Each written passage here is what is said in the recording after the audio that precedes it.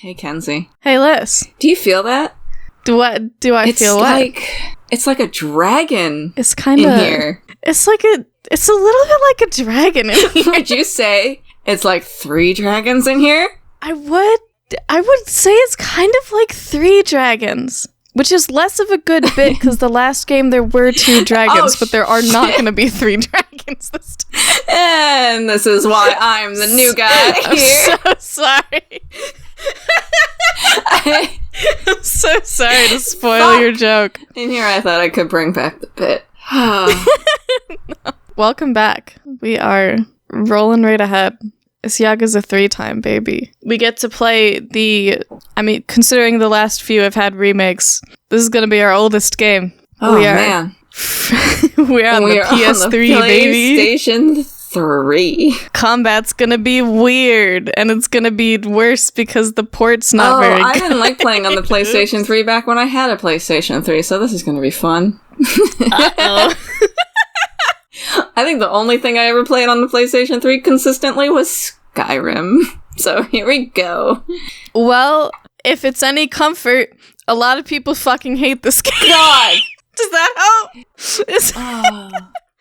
I'm a 3 apologist. I think that it has issues, but I think that a lot of the reasons people commonly cite for hating it are wrong. Mm-hmm. I do trust it. So far I have trusted your opinion, and I usually do like things that are the black sheep or a little bit odd. I love getting super attached to the redheaded stepchild of a series.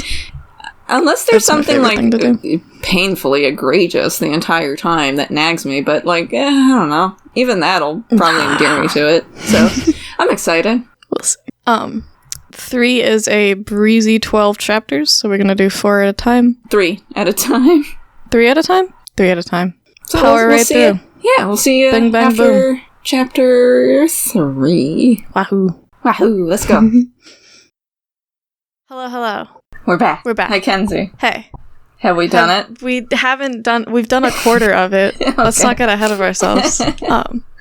We are not in Kamurocho anymore.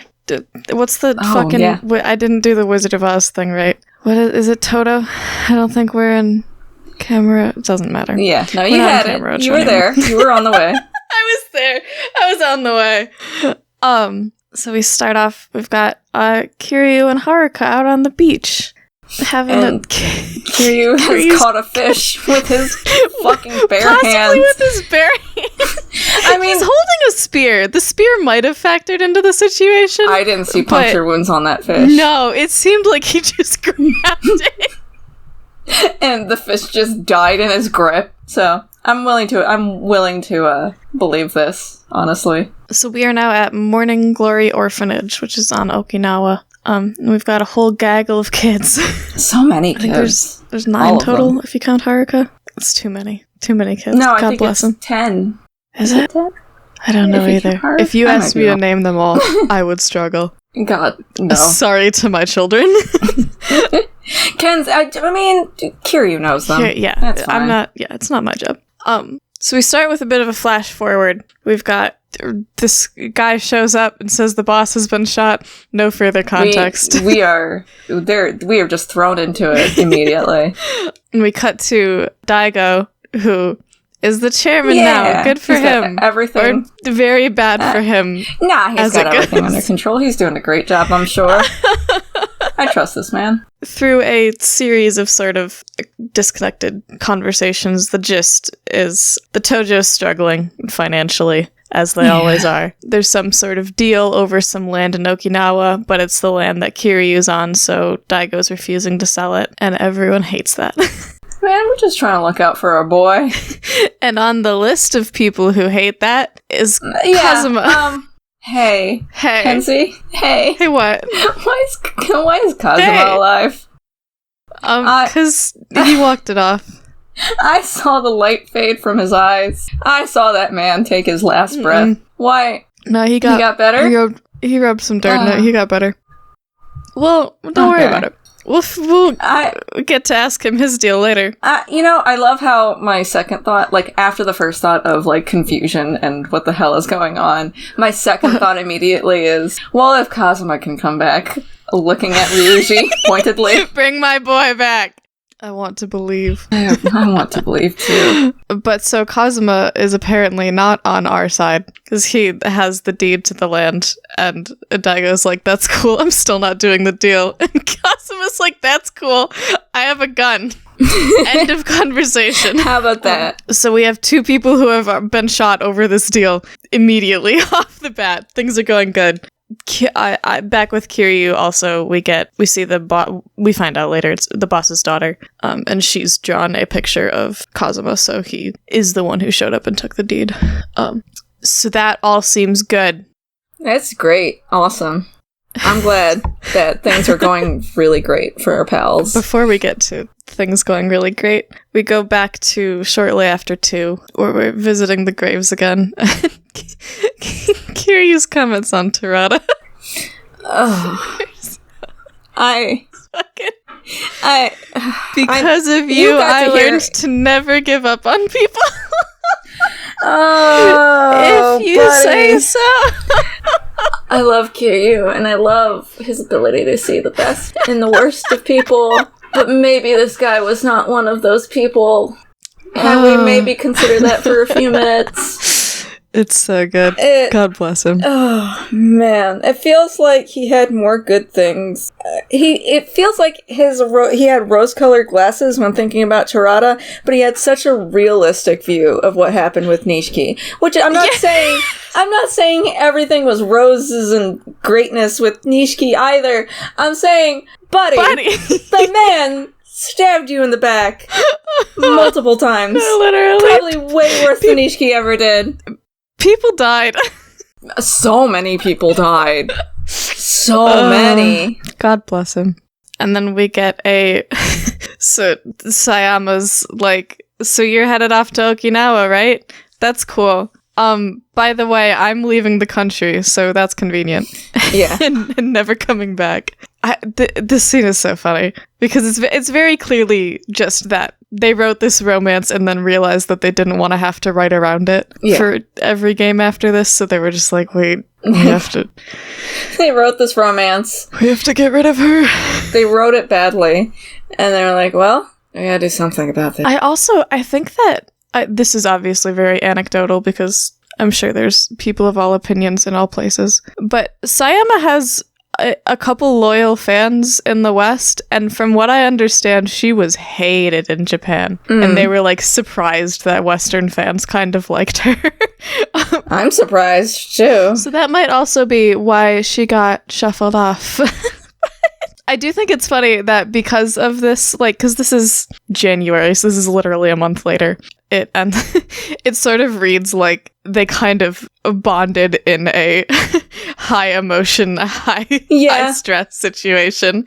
And then as soon as they had to be, like, in an actual relationship together, they both went, oh no, we got nothing else going on here. Hang on, wait. I want to be so very clear when I say I don't hate Sayama. No. I hate how she was written. Yeah. No, I didn't like what they did with her. I wanted to like her way more. I do, as much as their relationship does not work for me, I kind of like this being a speed bump in Kiryu's story where he like tried and it just completely fumbled because of the person that he is. Yeah, I don't think they intended it for it to be like that, but by God, it works in that way, at the very least. It works really well for his character. And the idea that, like, he would have been like, oh, I'm gonna go to Okinawa to take over this orphanage, and she would have gone, I'm not coming with you. Yeah. Like, this is very in line with their personalities to just be like, that's cool. This is over then. Yeah. Okay. Anyway.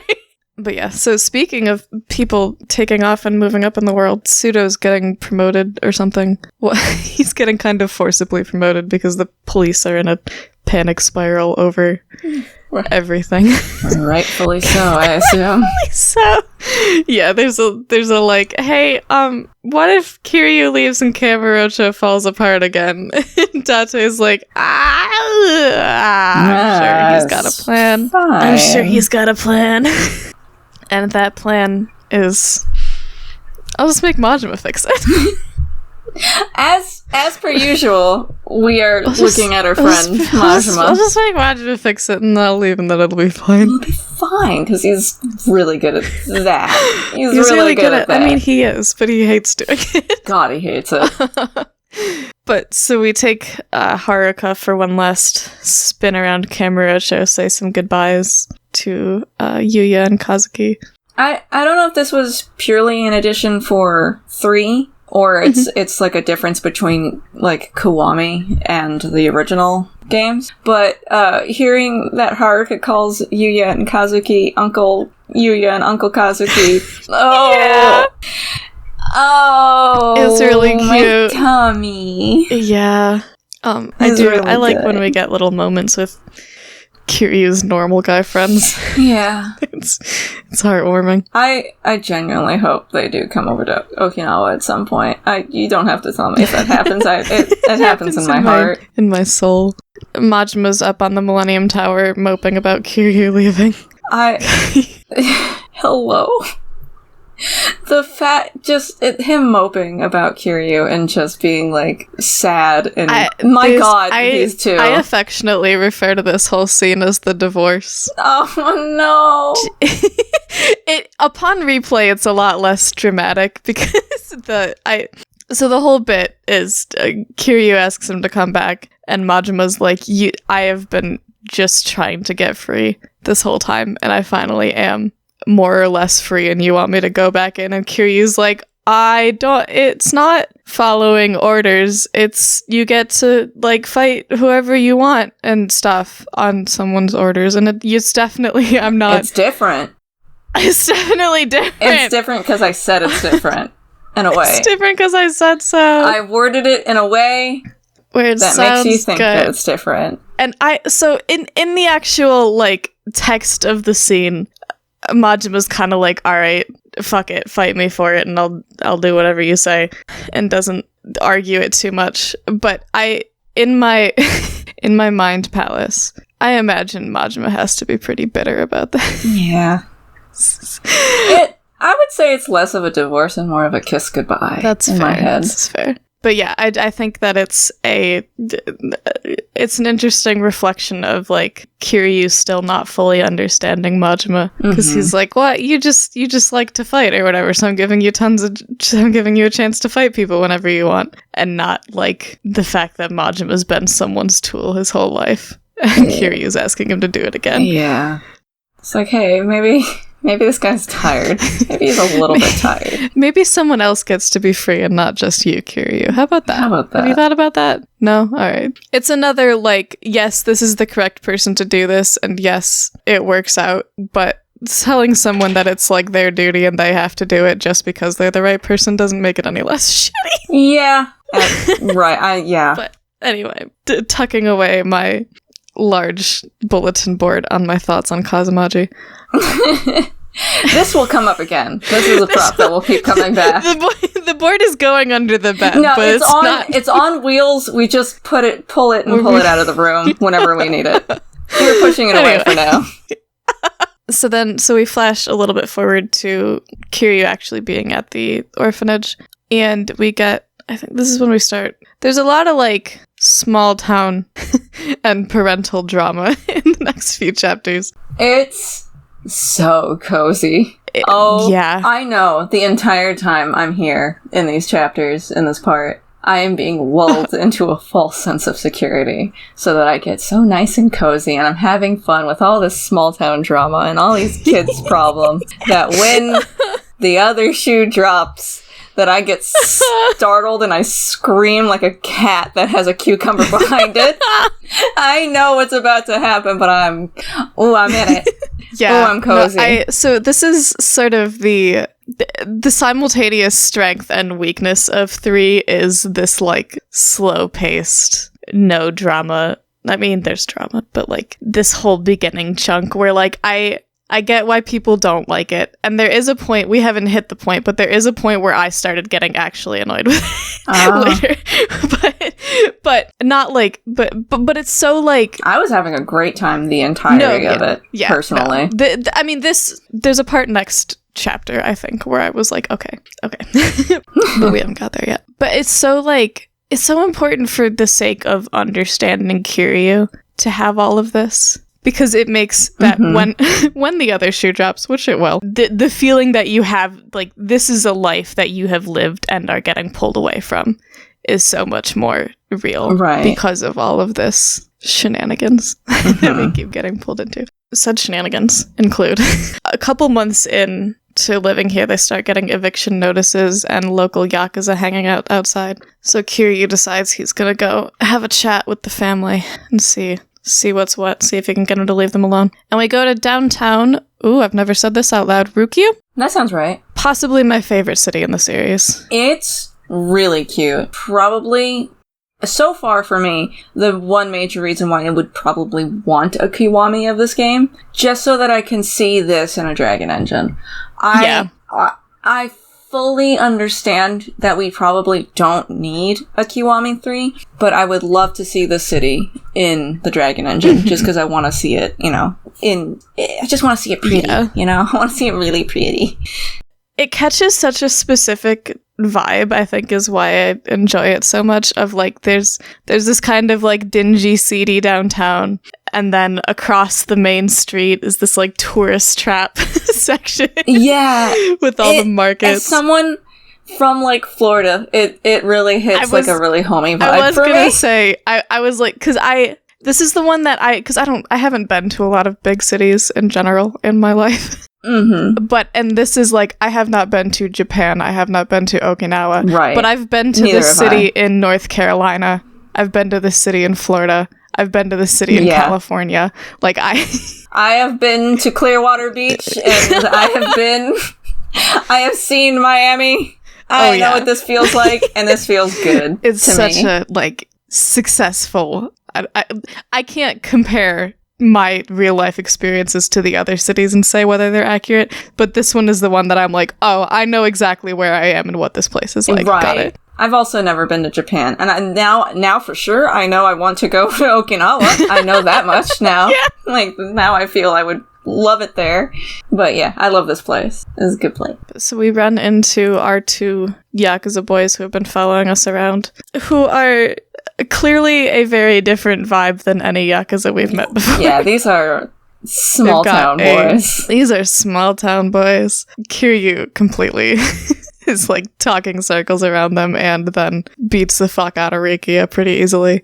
So Rikia agrees to take him to the boss. And on the way, we have like locals calling out, like one guy talking about how he's going to meet the boss for drinks later. Someone else offering to bring food for them to bring. Like the locals love these boys. They like these boys. Yeah, the vibes are very different. I also think, these three are the whole family. It's these two and the boss. Like there's no. Oh. This is not a crew. Is a small town boys. And when we get to the office, it's like that we see of it at least is like 2 rooms. It's much more homey. It's very like thrown together. Definitely not the vibes of the offices we've been to. Right. And there's a little girl there. Yeah, this is just a kid. She's sketching. She's fine. She's just chilling. So Kiryu meets with Nakahara, the boss. I don't know if we ever see his full tattoo, but I like that on his tattoo, instead of the like cherry blossoms that a lot of them have, he has like tropical flowers. He has hibiscus on his shoulders and stuff, and it's like, when I saw those, I was like, I want that. I want that on my body. It's super pretty. I said, I'm Floridian. I love tropical foliage, and I'm like, the vibes here are immaculate for me. It's incredible. Speaking of island tattoos, I skipped over Rikia. He has a viper, which is the like symbol of the island. So it's a symbol of Okinawa, because he loves Okinawa and loves his town. And the eyes are not filled in because the tattoo artist that was doing it passed away before he could finish. And he wants to get someone local to the island to finish it before, but he hasn't been able to find someone, from what I remember. Yeah, and Kiryu says, like, it doesn't have to be someone from here as long as it's somebody who, like, understands the art and understands you. And Riki is like, I'll keep that in mind. Put a pin in that. Okay. But frightened. I say frightened.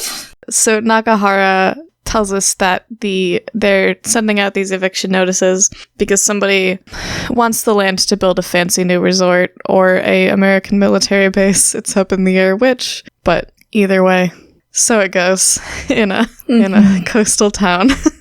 Ain't that just the way? Ain't that just the way? And Kiryu kind of is like, you're not gonna get, and the Nakahara's like, we're paying people to leave, like we're not gonna, you have somewhere to go, I know, you'll figure it out, whatever. And Kiryu's like, no. No. I have 9 or 10 children. The host of this podcast can't remember, but no, we can't just up and leave and figure it out. And I do like that Kiryu already has this guy's number because Nakahara pulls a sword on him and Kiryu's like, you're not gonna do that. You're not gonna orphan these kids again. Nice try, though. Yeah, cool party trick. I know you aren't. Anyway, see you later. So he, tells him off and leaves. And we get so back at the orphanage, Kiryu's watching the news, and we get our first little peek at politicians that are going to be a problem. There's one who's pushing for the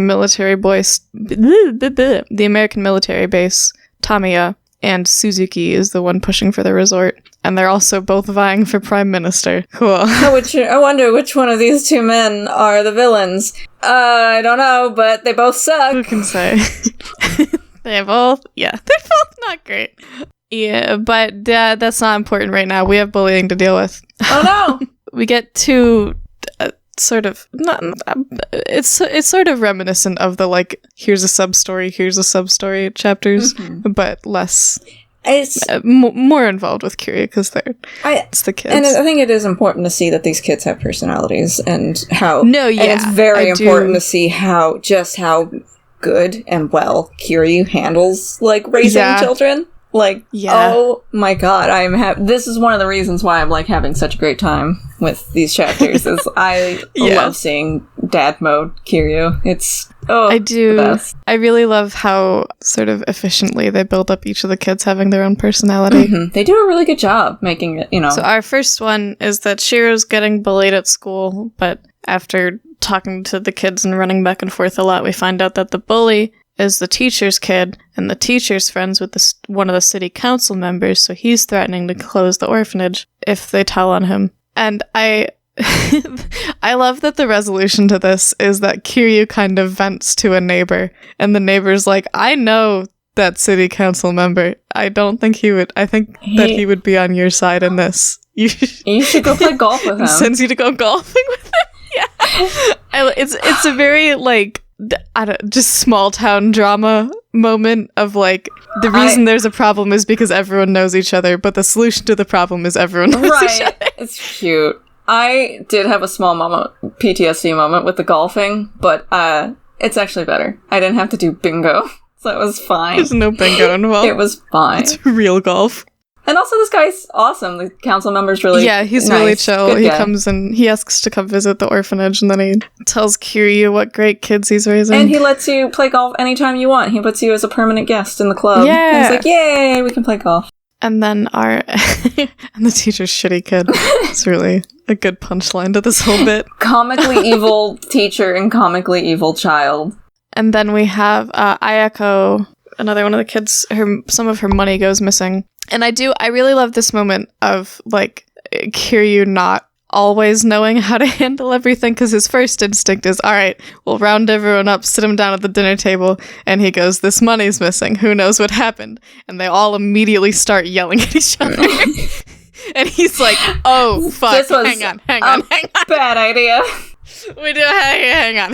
Maybe, perhaps, we should have considered that children don't always have the most level of heads in certain situations. But good try, though. And we end up finding out that another one of the girls took it because she wanted to go to the movies with her friends and wanted to feel normal, I guess. And they all make up and it's all fine. But the sense that, like, Kiryu is having an impression on these kids because they're all very protective of each other and they're all trying like a little bit too hard to be independent. Mm-hmm. It's like, wow, I wonder who's raising you. I wonder. It's really good. I love these family moments. It's really fun. I love the running theme of like, this is your real family. You don't need, why would you need anyone else? You have 9 or 10 other people. You have so we'll get a number. 9 or 10 other siblings.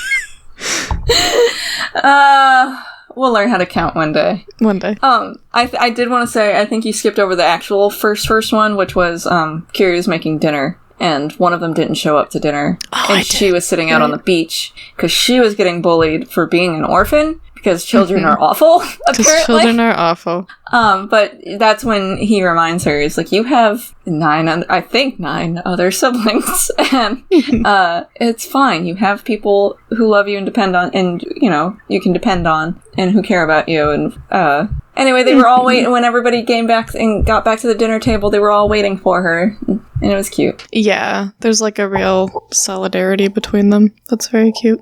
I also really liked watching Kiryu cook dinner. He's very focused on cutting that onion. His housewife moments, his single mom energy. But all of this cute family bonding is interrupted by Rikia showing up because Saki, Nakahara's daughter, has gone missing. And they can't go to the cops because if the cops get involved, they'll send her back to her shitty mom, who sucks.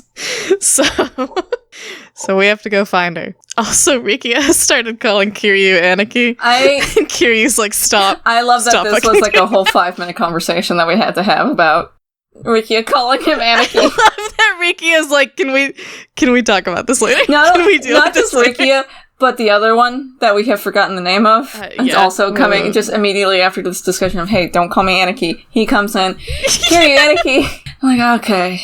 Boy, same. I feel like if I saw this man, I'd do the same thing. Yeah. So Kiryu goes to the family office where Nakahara is just like given up and drinking. He's like, she left because she wanted to be with her mom. She doesn't want to be with an old fart Yakuza. Fuck it. Nothing matters. And Kiryu's like, okay, buddy. All right, man. Well, I'm gonna go save her. I'm gonna go find her. So you do that. You do that. You do what you're doing. But I'm gonna go find your daughter. So, the only part of the city that they haven't looked for her is the turf of a rival family, the Tamashiro family. So, of course, that's where she is, obviously. Her mom. Yeah, her mom took her and shacked up with the boss. So they're in the office. And this is much closer to the Yakuza that we're used to. There's a bunch of boys in suits. There's some offices. We get a nice long battle through some hallways. This is more. This was a very dingy office, I will say that. It's definitely not. It's not up to what we see in Tokyo, but they're aiming a little higher. A little bit. So we get up there. I spelled Tamashiro 3 different ways in my notes. I'm really getting creative with it. Takashiro at one point. I have such a... This is a tangent. I have such a problem with I just swap out the syllables in Japanese names when I wrote Takashiro. That's a different guy. That would be a different guy. Yeah. Anyway, so we fight our way up to the patriarch, and he is just using the mom and using Saki as bait to get to Nakahara. He doesn't actually give a shit about any of this. And we fight him, and after he's down, Nakahara comes in, and they have our cute little moment of Kiryu being like, of course she cares about you. And they open her notebook and it's got drawings of him saying like, thank you for protecting me. It's the cutest picture of him too. He's just like a happy old man in his little... so fucking cute. God. It's so cute. And I do like the parallel between Kiryu's conversations with the kids and then having this conversation with him where he's like, yeah, of course you're a real family. It's found family. It's good. There was the part, I think, I don't know if you were going to get to it. He does, at first, when it's all, like, said and done, he first talks to her and says, you have a choice. You can go with Nakahara or you can go with your mom. It's up to you. And, of course, the mom, being as comically evil as she is like, I don't want her, and storms out or whatever. But like she was going to cheat. Like she was going to choose her at all. Like it was ever an option. I just think Kiryu wanted her to know that she did have that choice, that it was up to her. And I think Kiryu wanted Nakahara to see that what she would choose. Right. Yeah. But yeah, no, I did forget about that. There's been a couple comically evil people in this early section. Yeah. I'm guessing it's going to get a lot less comically evil as we get going. I will, before we get into our little last scene, as a point of comparison, just for how different the pacing of this game is to the previous two. At this point in the first game, we were at Sarah's funeral. And at this point in the second game, we were at the big fight at Omi HQ, where in this game, we're fighting like small-time Yakuza boss who goes down in one fight, and I'll tell you now, is not our main antagonist. Not our main villain. Yeah.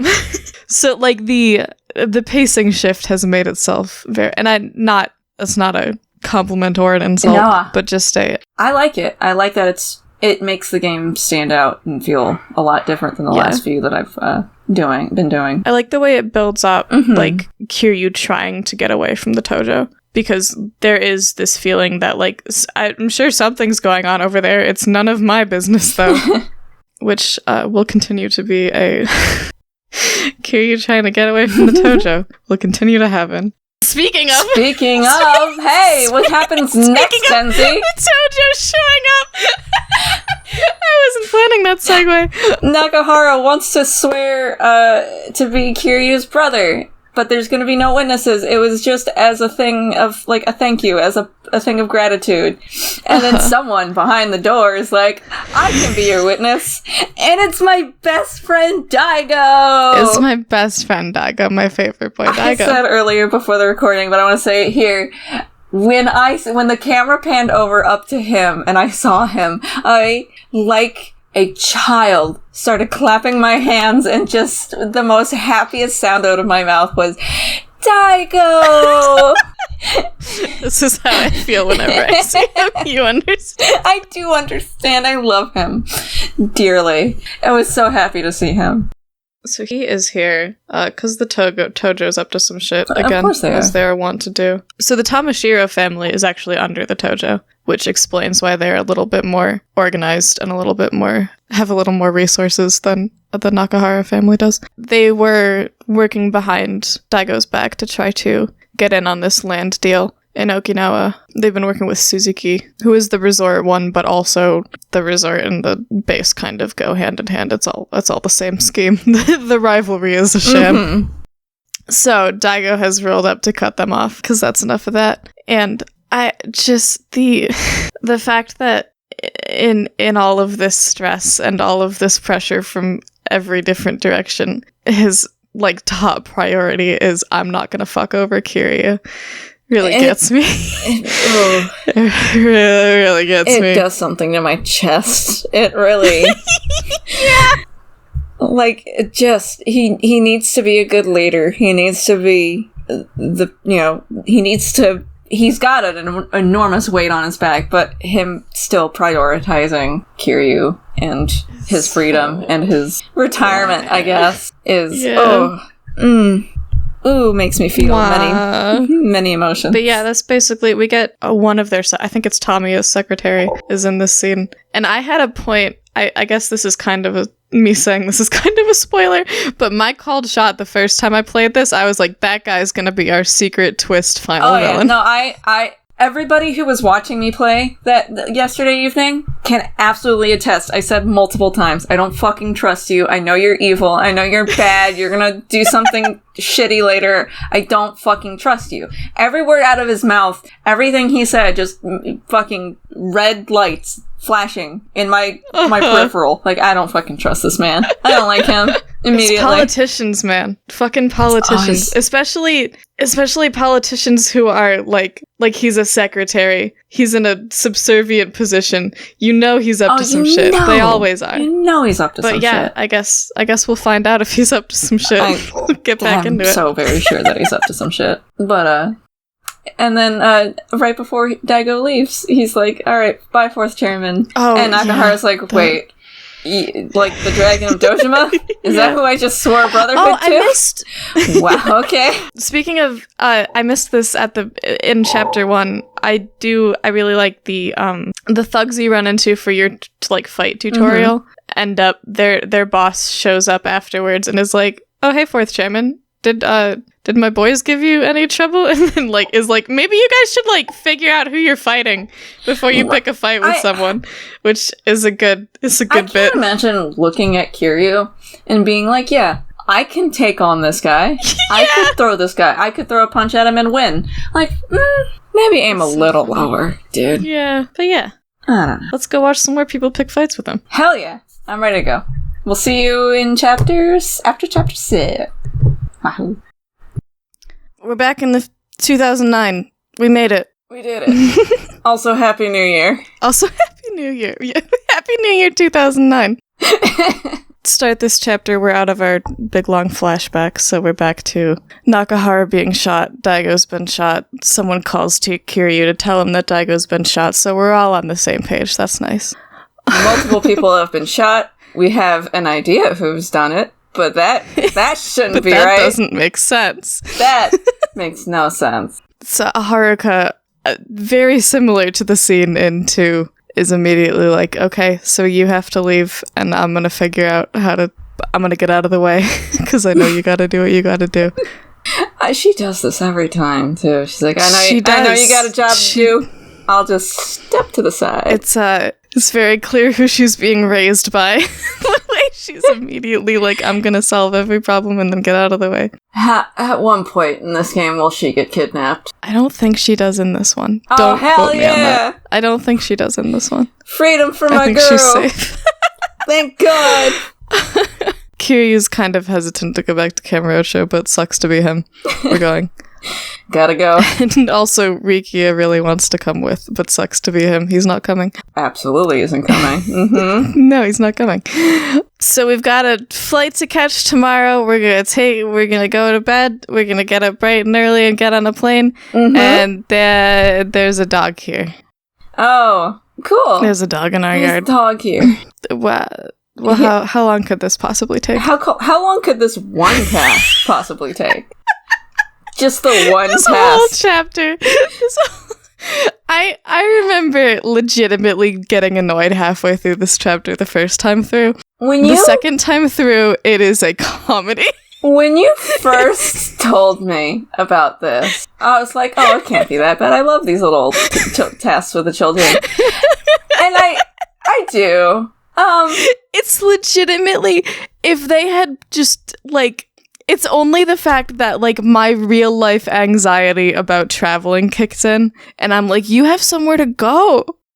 If they had done all of this before he decided to go back to Kamurocho, I would have been fine with all of it. It would have been fine. I think that's the problem, is that every time you do a task... The pacing of it is really... At the end of it, they're like, oh, don't you have a flight to go catch? And then another task starts up, and I'm like, stop reminding me. If the next step isn't to go get on the plane, don't tell me about the flight I have to go catch. Please? It's the anxiety. And then... Oh my God! It'll come up later. I'll bring it up later. What they make necessary to the story, and then what they make optional later on. Oh yeah. Oh my God! This makes me a little bit cheesed. Go ahead. Sorry. Well, we can't talk about Kamurocho yet because we can't go yet because we gotta deal with this dog. We have to deal with the dog. So the kids found a stray dog. We end up chasing it down. How did it get downtown? Because we take a train downtown. I can't think about it this hard. Anyway, we chase it downtown. We get it food and toys and whatever. It's cute. It's a cute dog. I do like the cute little story with the dog. If this was the only one and then he got on the plane, that would have been fine. Izumi's she had a dog before her parents died, and they had to give it up when she was sort of sent into the system. Mm-hmm. So they name it after her old dog. It's very cute. It's a cute little mommy. That's all taken care of. Now let's go get on our plane. Yeah, time to get on the plane. I love the first sign that something is going that this is all going catastrophically wrong is after this whole dog mishap, we get back to Sunflower and Rikia is like, hey, when are you going to Kamurocho? Did you book the flight yet? And Kiryu's like, I don't know. I'll go at like 8. And Riki's like, what do you mean like 8? Have you looked at flights? Have you bought a ticket? Riki's the only normal one here who knows what the process of getting on a plane is like. Something about Kiryu going, I'll go at like 8. It's the confidence of, later. Men when they travel. Literally. But that's not important right now, because what's more important is one of the kids has a crush on the other one. Oh, we gotta take care of that. We gotta do something about that, of course. Yes. So Mitsuo has a crush on Riona. Riki's big plan is that we need to give him a makeover. So we dress this little boy up. I put him in the American shirt and cowboy hat because I'm an asshole. I went with the dragon shirt and the sunglasses because I'm the cool dad. I do love that both of them get like different dialogue, but they both are like, you look insane. This can't possibly work. I love that when you pick the dragon shirt, he's like, really? Dragons? What is with you and dragons? I'm like, why not? What do you mean, what's with them? What do you mean? When you pick the American shirt and cowboy really hat, good. Kiryu says that he says something about like being a cowboy is the most popular job in America. It's like super cool. He knows so much about America. He's just I'm making so shit impressed. up. It's really good. But the makeover does not work. And we get a really weird bit. Weird. Where you gave me no warning about this. I did not. And it fucking hit like a brick between my eyes. I got blindsided by it, so you had to. It was so clumsy too. My God. Because I see what they were trying to do. Riona says that she doesn't like him back because she can't see herself dating a black guy. And they like try to do this thing where we find her getting bullied by some classmates because she has this like big nasty burn on her arm. The spirit of what they're trying to do is that Mitsuo comes in and is like, hey, you've got a weird thing, but I've got a way more visible weird thing about me and I'm doing fine or whatever. But it's like, it's okay. It's really clumsy. It's really not great. Super 2009 writing, clumsy. Yeah. I will say when she did say the line in the kitchen, it was the cacophony of whoa in the call because everybody was watching me play. That was the funniest part of the whole situation. Oh yeah, yeah. It really is just like it hits you like a truck. Like what are we doing? What are we doing? What's going on here? What's happening? I don't know enough about I racial see what politics in Japan to. I see what they were trying. I see what they were going for. It doesn't work, but I don't think they quite hit the mark on this one. But okay, next shenanigan before we can go get on the plane. Does anyone else at this house have something stupid for us to do?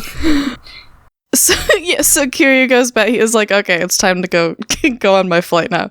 And the kids are playing baseball on the beach. And they're like, can you join us for a quick game? And he's like, of course I can. Of course. I've got plenty of time before I gotta get on this plane. Yeah, I don't have anywhere to be. And in the process, they invite a neighbor kid to play. And then he gets hurt and his mom shows up and is... they're doing a like cartoonishly evil parody of a helicopter mom, but just her being like, you let him play baseball? That's such a dangerous sport. You let him terrible, run? Horrible orphans. You let him run?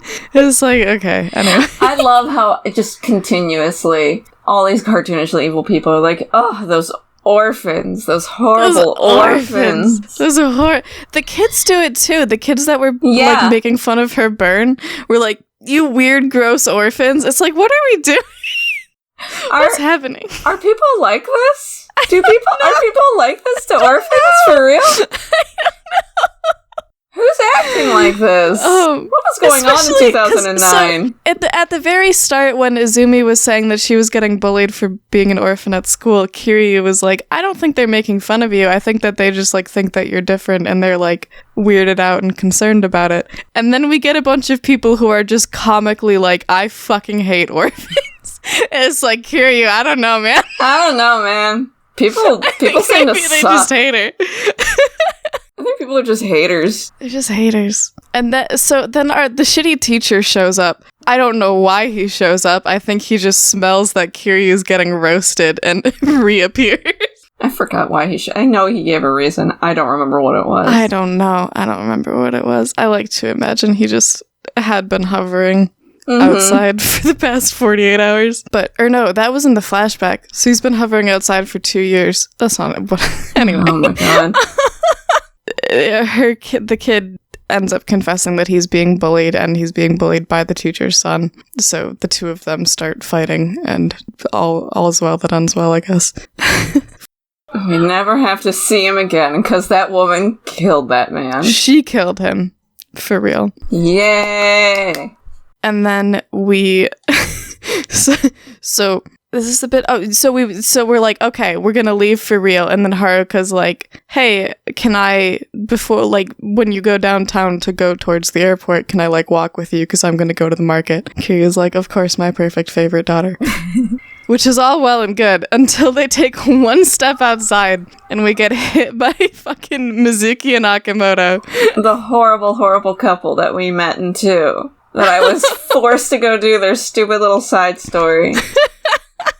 And now I'm being forced to do this stupid little side story yet again. Because it's funny. But so, we go downtown with Haruka and we can follow their whole sub-story, I guess. I don't what is there to say about... It's the same, it amalgamates to basically the same conclusion as in 2, except we discover that they're actually brother and sister, I guess? I mean, I don't think they really are. I think that's just they really are, her way of prolonging it. But insane gambit on her part. I'm kind of back in her corner. Honestly, it's fine. Keep the bit running, girl. I'll see you in 3. This or is 4. 3. I don't know how to count. So that takes us back to Morning Glory again, following that plotline. And then we get back downtown. And then Mac shows up and starts tutorializing about Revelations. And at the point after the conversation with Mac where you get a call from Taichi, and Taichi says, like, hey, we're kind of bored. And Kiryu goes, I better go check on I can come back and... yeah. I better go check on my kids. I started crying laughing. That was when I hit my limit. Can't have them be kind of bored. I have to go and make sure that my kids are not kind of bored before I go catch this flight. I guess. So, you and I both obediently went and played hide and seek with the kids. I was gonna follow the bit for as long as it went, honestly. If whatever, man. Alright, let's go play hide and seek with the kids. You're not getting out of Okinawa. But after hide and seek, we finally fucking leave. I was like, alright. Go to Tokyo. Can I go? Is it time? Can I actually leave? For real. Also, Haruka buys you the plane ticket and gives it to you at, like, before you guys go to the market, which is... Yeah. Did he not buy the ticket? Yeah, he had that whole conversation with Rikia and then proceeded to not buy a ticket. And apparently a flight from Okinawa to Tokyo is like $45 US, which is insane. Yeah. That's a 1,000-mile flight. I was like, oh, okay. It's like it's one that like commuters use and pretty it's often. Like $45. It's hilarious. Yeah. God, I wish that were me. Anyway. I wish it only cost me $45 to go see my friends. I know. Yeah, like 1,000 miles would get me to you. Honestly, America, fix your shit. For real. I mean, America's got a list of shit. It's got a lot of shit to fix, but I would like to go see my friends. So let's start there. So as we fly into Tokyo, we get a introduction to 3 new Tojo officers, kind of setting the scene for what's going on with the clan. We have Mine, who's sexy and has a secretary. Mm-hmm. Hamazaki, who eats duck in a peculiar way and harasses local Chinese business owners, and Kanda, who is a sex pest. End of list. If I didn't already know, I would tease you for your, like, if it wasn't for the other two just being fucking awful, I would tease you for having a Mine bias. But yeah, the other two are fucking awful. That's not my Mine bias. The introduction to his cutscene is him working out and the camera panning down his sweaty back. I'm not saying he's sexy. The game is... And you just so happen to agree wholeheartedly. Listen. Am I wrong? Am I not reading you correctly? I'm sorry. My feelings about Mine are complicated and have I can't get into it. We're not there yet. We'll get there. Kanda also is our next Nishikiyama patriarch because we are still dragging my man through the mud. Nishiki, I'm so fucking sorry, Nishiki. I'm Everybody who has headed your fucking family is just the worst. I am so sorry. So Kanda is already making moves to be the next chairman, starting with trying to take over Stardust to use it as like a base of operations in the war he's planning to start, I guess. Because they suddenly came into a big sum of money, which was suspicious. Yeah. So when Kiryu arrives, he goes to Stardust, and Kazuki tells him that the Nishikiyama family has been like inching in on Kazuma's territory. Sorry, Kazuma's dead, except he's not. The Kazuma family territory, Kashiwagi's territory now. And conveniently, we get a call from Kashiwagi who wants us to come talk to him.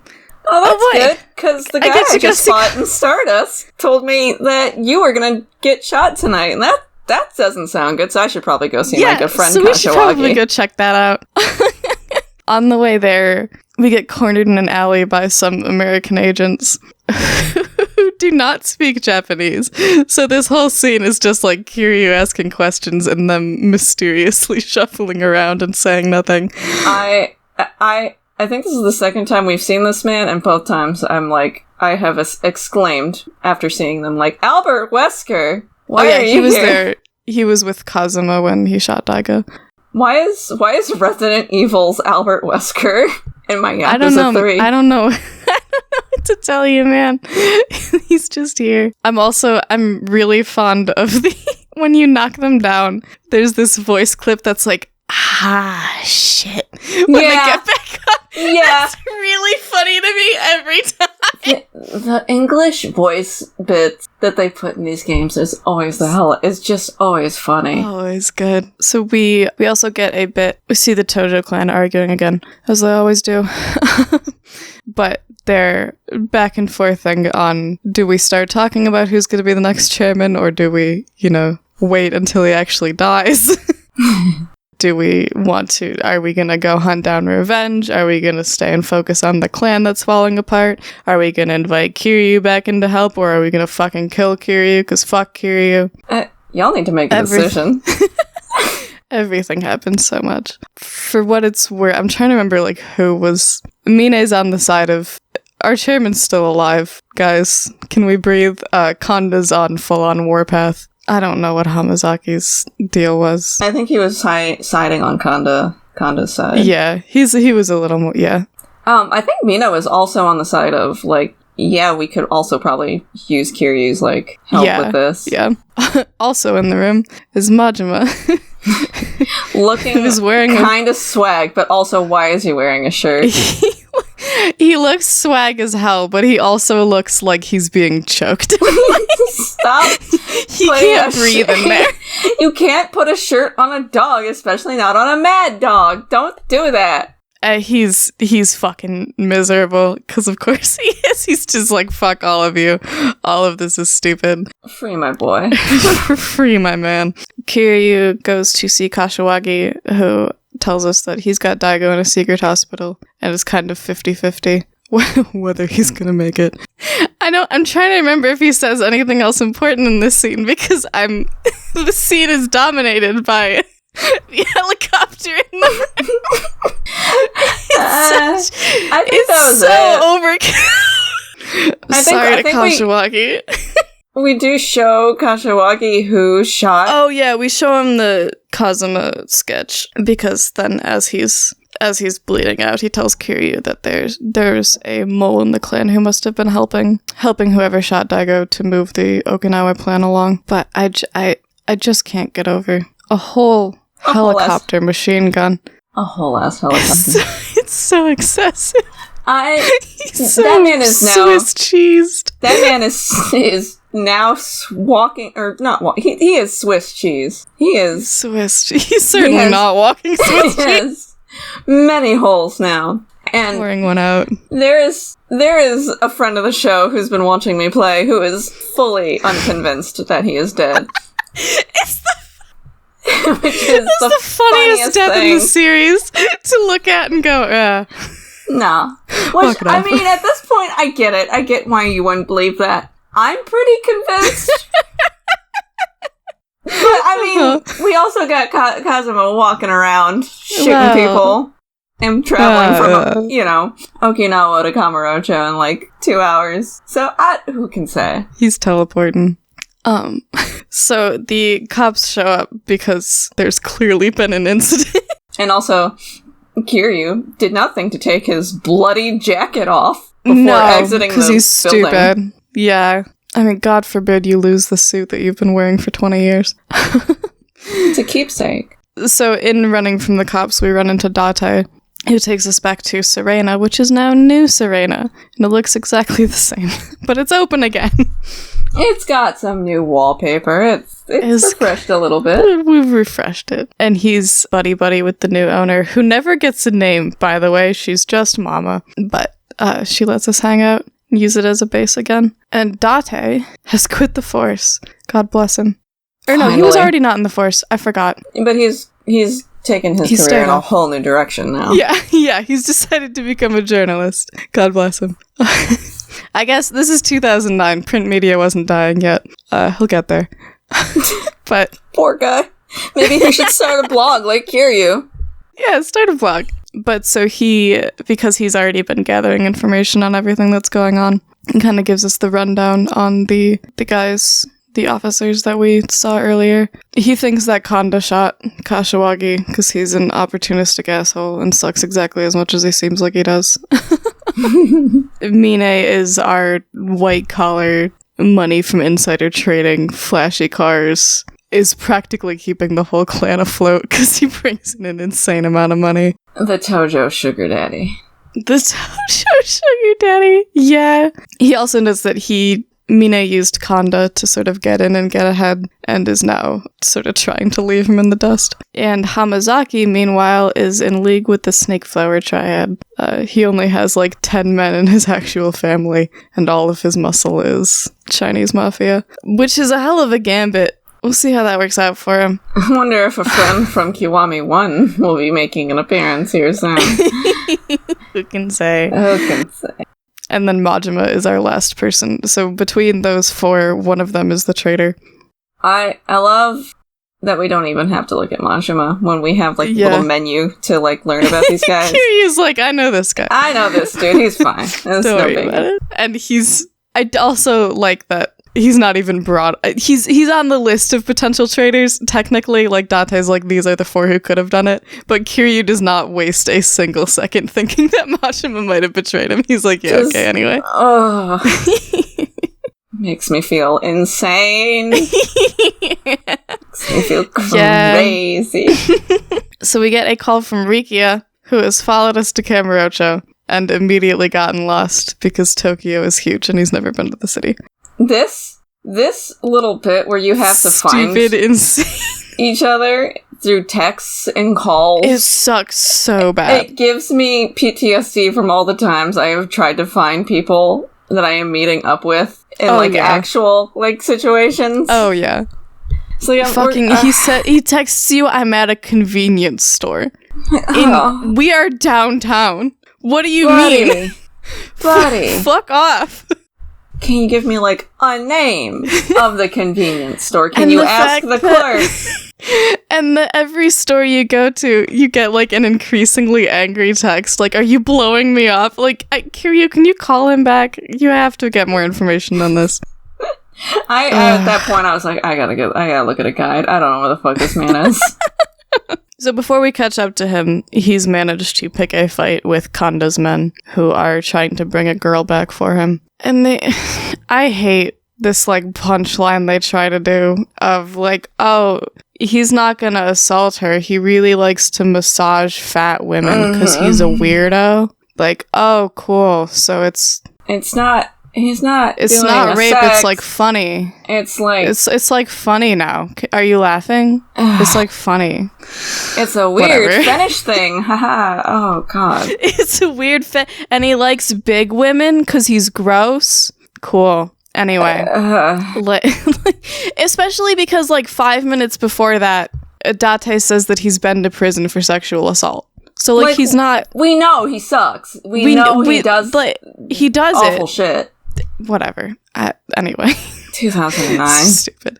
But, so we stop them and then go ask the men where Konda is and track him down to the love hotel that he's waiting at. And here comes the best scene in the game. Legendary. All-time scene. I loved this more than I can express with words. I did not expect it to go in that direction at any point. It's so good. It did, and I was I was crying laughing. The receptionist, that's the word I was looking for. I wanted to say cashier. The receptionist at the Love Hotel won't let them go in because it's couples only, which is how they stop, people from coming in to kill people. So, Rikia... The quick thinker that he is. The beautiful, perfect boy that he is. Just grabs Kiryu's arm and starts hamming it up. It's so... The way he turns it on with, like, the flip of a switch. Oh, immediately. He's so good at it. And he's so... My God, give that man an improv award. Literally. Kiryu's just, like, deadpan, like... He is baffled and confused, and he is just freezing up and just going along with it.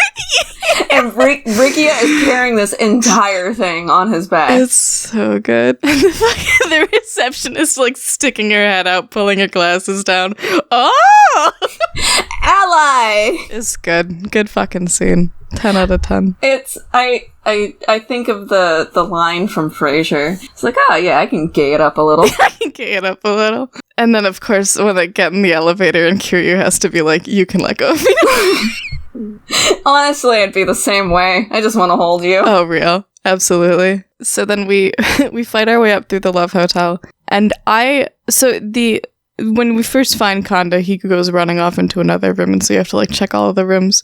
And I felt like, granted, they might have done shitty jokes, and then I would be mad about it, but this feels like such a missed opportunity for more of the doors to lead to, like, something funny. Yeah. You get the same bit of just, like, two people laying in bed, like, 10 times. Or a lady walking out of the shower or something. Yeah. I feel like... You could have had a fun time with this bit in a funny way. But maybe there were limitations, I guess. Yeah, I mean, whatever. There's one where you walk in and it's a guy doing push-ups with a girl, like, presumably forcing him to, which is like, okay, you did something, I guess. But I just wanted one of them to open up to, like, I don't know, a guy in a chicken suit. Yeah, that'd be funny. You know what? All the more excuse to put this shit in the Dragon Engine. Also, there you go. For that scene at the receptionist desk, I need this in the Dragon Engine. Oh, yeah. No, please? Yeah. That's gonna be the running bit of this whole thing, is just, please give me Kiwami 3. Please, give me Kiwami 3. So we get to the actual fight with Konda, which is another legendary scene in its own right.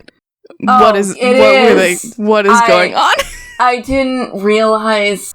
This game is about finding GIFs that you see on the internet and the source of them. Oh, absolutely. And I found a source of another GIF I've seen. Yeah, there's a couple iconic GIFs in the Konda fight. There's one in particular. I think it was a heat move, or it was a quick time event or something. It was good. It was funny. the one of Kiryu gets him like kind of bent over a counter at one point. I've seen that gift for edits multiple times. After we beat him, he says that Hamazaki is the one who offed Daigo and Kashiwagi, not him. So this was kind of a dead end. But before we get back to business, Rikia wants to go sightseeing. Which, absolutely, after everything you've done for me, my boy, anything you want. So I know we'll get to the tattoo thing, but did you, when it asks if you want to stop or continue walking around with him, did you continue? At what point? I guess, did you just do the restaurant, or did you go to Don Quixote with him and do that whole thing? I went to Don Quixote, I did the whole thing. Cool. And then we had our little thoughts about Kashiwagi. Which that was a sweet, sweet moment. I really liked that. Yeah. He didn't know the guy, but he wanted to help Kiryu reflect and feel better. It's cute. I don't know. It was a nice moment. The option to say that Kashiwagi was a good leader or that he really, really loved cold noodles. These are his two personality traits. Yeah. Why are we doing this? What is with... It's like fine, because Kashiwagi's death isn't that emotional to start with, but it is a funny, like, why are we doing a bit at a funeral? Whatever. I was a little sad. I was a little upset. Okay, sorry. I was too busy laughing at this fucking machine gun to be sad about it. Sorry, Kashiwagi. That was very startling, I'm not gonna lie, but I was a little sad at the end. I was like, I knew this was gonna happen, but it still sucks. Yeah. But while we're running around with Rikia, we get the optional ability. Why is this optional? I thought he brought it up because it'll come up later in the story, not because they wanted me to go out of my way to go take him to the tattoo parlor of my own volition. Yeah. Why does it work like that? I don't, but... That's so I don't know. Stupid. But every stupid thing we had to do before getting on the plane was necessary. That was necessary, but taking Rikia, our good friend Rikia, to go finish his tattoo in Kamurocho, no, that's optional. You can just do that if you wanna. If you have time, I guess. Time. Oh, God. Oh, that made me so mad when you said, it's like, there's not going to be a chance to go do that again until post-game. I'm like, no! Yeah. So I ended up, I sent over a YouTube link, we'll call it even. But I'll know in my heart and my game his tattoo isn't finished. I don't think they even show his back again. I think intentionally because they didn't want to account for that. I could be wrong. If I see it and the tattoo's not filled in my game, I'm gonna be so pissed off. I'm so mad. Oh. But so we take him to Utabori, who initially is like, that's cool and all, but I can't finish another artist's work. Which, in the continued pattern of me disrespecting everything tattoos stand for in Yakuza, I got a Just Lines tattoo in San Francisco, and then I got it colored by an artist in Michigan because I couldn't go back to San Francisco. These things just Sorry, happen. Utabori. I'm sure there are some tattoos artists that do stand by this, I guess. Yeah, for justifying myself, not that it matters, but it was a figure taken from a comic, so it wasn't someone's like original work that I then had someone else alter. But anyway, that's beside the point. So Rikia ends up getting in a fight outside with some good for nothing thugs. One of which has a tattoo that just says "love" really big. It has weird little cherubs on it. I don't know. It's really Is funny. this a Yakuza tattoo? This doesn't feel like a Yakuza tattoo. I think the idea is he was trying to get in with the big leagues, but didn't actually go to anyone worth anything. Mm-hmm. Rikia does not show off his tattoo in response, and Utabori is like, I respect that you... Rikia says something like he wasn't worth it, like it's not a thing to throw around, it's important to me. So Utabori decides that he'll finish it. I do genuinely love his Viper. I will probably say that every time it comes up in conversation. I love his Viper. It's a really good tattoo. It's probably one of my favorite in the series that I've seen so far. Mm-hmm. I also really like Mine's Kieran. I was just gonna say I really love Mine's too. I like Kieran's in general. I think there's some they're just really cool like myths around Kieran's. I like that. So I liked his tattoo a lot. Immediately I was attached. But yeah, so we finish his tattoo. He comments that, well, we're brothers now, Kiryu, because we have the same ink. Why is this optional? I don't know. There are many choices RGG makes that I simply can't explain. Alright, putting another call out to while I manifest Kiwami 3. This is not optional in Kiwami 3. This is required to be done. You have to do it, and it does matter. Alright, said my piece. I'm about to contradict this a little bit, I guess, but I do think the little going to Don Quixote with him and humoring him being optional is kind of cute. Just because it's like, okay, you agree to go shopping with him, and in return he does something kind of cute for you. Yeah. That I can see. Maybe also, optional, but then losing the moment about Kashiwagi is also kind of lame, so whatever. I don't know. I can see it both ways. I feel like if they at least made it more obvious that it's something you should do right then, if nothing else. For sure. That I would have mind, because I didn't understand. I didn't understand they were like, go do it now. No, yeah. If they put it in the string of like sightseeing things with him, I think that it would be fine. That would have made totally more sense than would have, give me a big flashing menu that says, hey, do you want to go do this? Not, right. You can go do this. Yeah. And it flies over my head. And they give you, like, access to him for such a short window of time that it's like, I don't know. Easy to miss. I missed out on it, and because this game doesn't have autosaves. When I looked up the YouTube video, most of the comments were people going, "Man, I missed this. Why'd they make it optional?" So you are not alone. Vindication. I love, so Date calls us and asks us to come to Serena and says, don't get too distracted on your way here.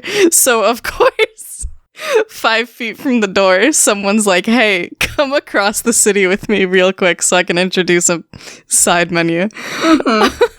So some guy shows up and asks us to come to Camaro Castle, which I guess was a themed restaurant, but is now just a really sore thumb castle in the middle of the city. It looks like it was less a restaurant and more of a club for very specific tastes, but okay. Yeah, it looks like a BDSM club. It's like, alright.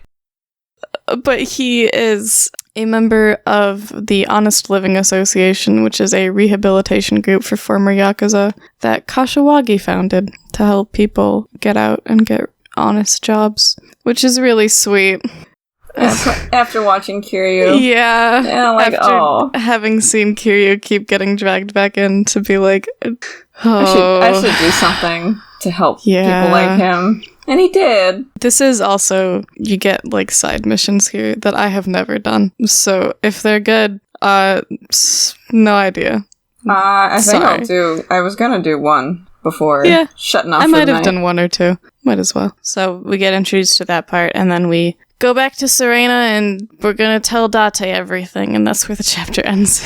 We put up our boy, and the chapter is done. We did it. So we will be back. Did I have anything? I felt like I had something to say. Maybe I don't. We'll be back chapter 12. Is it 12? No, we're... Oh, wait, 6. I can't count, as we've discussed. We finished 6. We will be back after 9. I can't count, as we have discussed. We're halfway. We'll be back after 9. And then we'll be 3/4 of the way. We're good. Let's go hit it. Let's go hit it. And we're back again. Things are getting worse. Significant. Just every step we take, it gets us closer and closer to hell. Because 3 is such a slow burn at the start. I mean, I guess technically someone gets shot 5 minutes in, but because it's such a slow burn, it makes the Yakuza games always kind of kick up into insanity in the back half, but it hits harder this time where it's like, whoa. It is a slow... somebody gets shot in the first 5 minutes, but then you are immediately back into island time. Yeah. You are Jimmy Buffett on wasting the away. beach, Wasting away. Yeah. But so we start with a cutscene of Hamazaki and Majima. Majima's having a bad time. He's having the worst time. I feel every part of this makes me feel so bad for him. So funny. It's so he just wanted to build. He just wanted to build. He just wanted to. It's so funny that I mean I guess it's the fact that Kiryu's the one who asked him to come back into all this, and he's now like being framed. He's possibly facing jail time. All this shit happens, and at no point does he look at Kiryu and go, "Man, fuck you." At no point does he go, "I blame you for this," which I think would be earned, but at least a little bit of a cold shoulder. But their relationship is he just cares too much. Unknowable. So Hamazaki has essentially twisted Majima's arm to be part of this resort deal. As part of that, between this scene and the next one, he leaks a picture of Majima with Suzuki to the press so that now both of them are going to jail if nothing happens, if we don't figure something else out. And to immediately go back to their insane relationship, Kiryu sees that picture and goes, "There's no way Majima betrayed me." Absolutely not. I don't believe Majima didn't shoot Daigo. I don't believe it. I'm gonna go. He's right. I'm gonna go talk to him. Is the thing. Oh yeah, of course. And it's just with like one look, he doesn't get Majima, but he gets him. Yeah, and it's like, oh yeah, insane. Yeah, the way they're like simultaneously on the same page, but also can never be on the same page is really, it does something to my brain. Kiryu's like, yeah, fuck that. I'm gonna go talk to him and see what's really happening. And West Park has less built than it did in 2 somehow. They had to redo all the plans. They had to scrap. They had to scrap every bit of progress they made before, and just Majima construction works in unknowable ways, just like Majima. Yeah, and I love the contrast between like it's in the cutscene with Hamazaki, Majima is like refusing to talk, and then we cut to as soon as Kiryu shows up, he's doing bits again. Just in the most extravagant bit that Majima has done so far. The fucking prank call. Oh, it's so good. Walk out of this one lone empty-ass building, and there's a million people surrounding him. Also, the fact that he's still roping his whole family into his bits is good. I'm glad he's got everyone else going along with it. Purgatory feel haunted and abandoned. Yeah, this whole thing, he takes you down into purgatory and no one's there, and the Colosseum's empty, and have this dramatic confrontation where he admits that he's in on the deal, but says that he was trying to make things easier for Daigo, essentially, because they were already roped into all this politician shit, so if they could just get through it with the minimal bloodshed and civil wars. But obviously that hasn't shaken out. But it's not actually empty, and he's apparently roped just also a bunch of civilians into his bit, but we get another Colosseum fight with them. This isn't super relevant to this exact scene, but the announcer reading it reminded me that the fact that they're still the Dragon of Dojima and the Mad Dog of Shimano when Dojima and Shimano and both of their families are long gone is really it's neat. We are haunted by our legacies permanently. But anyway, and again, with that haunting fact, burned into our brains. We all live under the shadow of our pasts, but we move on. Anyway, again with the stupid fond little smiles Kiryu has at all of Majima's shit. They make me crazy. We can't keep doing this. So after the fight, he gives us a little bit more information about... So Hamazaki was going back behind Daigo's back. He was going to deal this deal anyway, so Majima sort of joined in so that he would at least know what was going on, essentially. I also like that it kind of portrays that Daigo was completely idealistic, like, I'm not going to do this, I'm not betraying Kiryu, there's no way. Where Majima's more on the practical scheming side of like, all right, let me get my hands in this and see how we might be able to fix it without everything going to shit. He tried.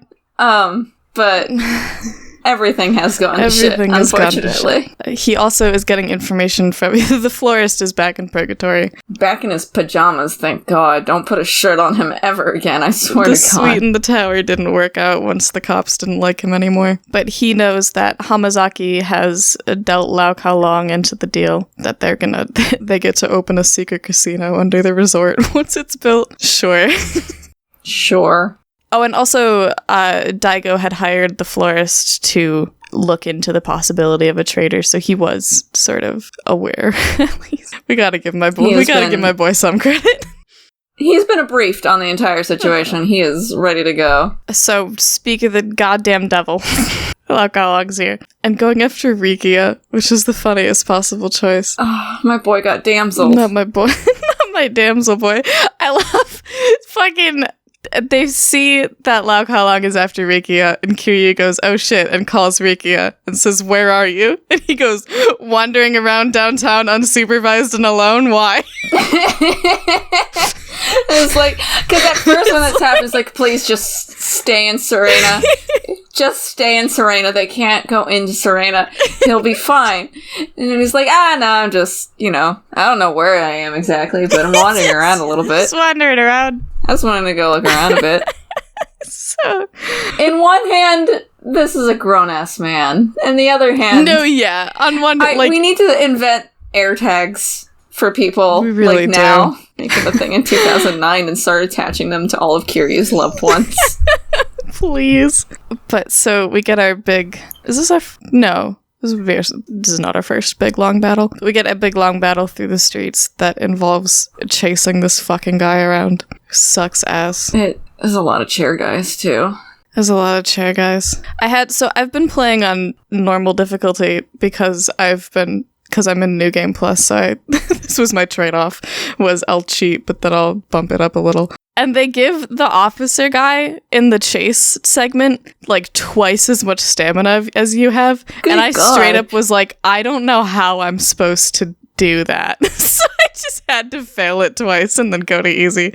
Jesus. The most of an obstacle that I've butted up against so far was the fucking chase segment. But when we catch up to them, Lau Kao-long's like, I don't care about this deal. I don't care about the money. I don't care about this guy I kidnapped. I'm gonna fucking kill you. Once again. Specifically. Once again, Kiryu being the reason is just... Kiryu is always the reason for the season. Oh.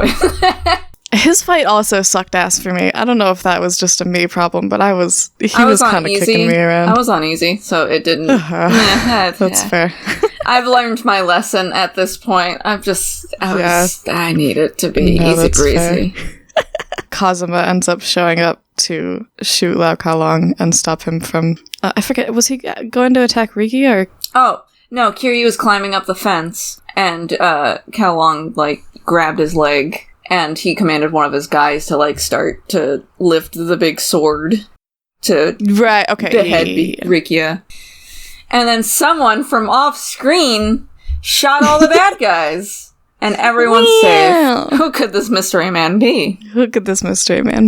I think it's kind of a cute little touch that this, parallels Kazuma saving Kiryu from Lau Kao-long the first time, but then it's not actually Kazuma, as we find out in this scene. But so it's like, long-lost brother. Whoa, my dad saved me again. Oh, it's not. Nah. We get the iconic, beautiful eyes. He's right. What can I say? We've been saying this for God knows how long now. We have been saying Kiryu's this. hauntingly beautiful big brown beamers. But so we get back to Purgatory and the boys decide to try to pool their information. But they're interrupted by a call from Mine, who's here, and he wants to talk to Kiryu. Oh yay, Mine! What's he got? And he has a present. He's got a big old suitcase. He's got an apology gift. Very slowly. And he's opening it very slowly and dramatically. What's in the box? It's Konda's head. Oh, we do not see it. But everybody else does. And Rikia almost yarts. He almost yarts all over the place.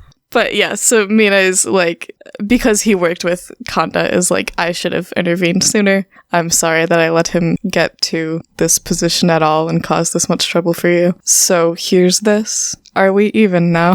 Can we be friends? Cool. And we also get the flashback of after fighting Kiryu, Kanda like blew up at Mine for not doing something about Kiryu. And Mine just fucking trashes him. Leaves and is like, hey, he's already made enough of a mess. Go remove his head elsewhere. Yeah. And the like it's efficient, like probably whatchamacallit, what like pressure point strikes, like punches him like 4 times and he just falls over. I wonder who we're gonna fight later. Yeah, I love Mine as a contrast to Nishiki and Ryuji, because I mean obviously Ryuji he's polar opposite of, because he's the business boy this time, but also the fact that like unlike Nishiki who's all swagger, Mine can fucking back it up. He will follow through on whatever threat he's doing. Efficiently. And not break a sweat over it. He's fun. I like him. He tells Kiryu that he's like, alright, well, I've got Kanda out of the way. Hamazaki's gonna be killed by the Snake Flower Triad for his failure. So, we're good. I'm gonna go fix the clan. And we're cool. Do whatever you're gonna do. You do whatever the fuck your deal is. I love their catty little fight. Yeah. Their catty little exchange.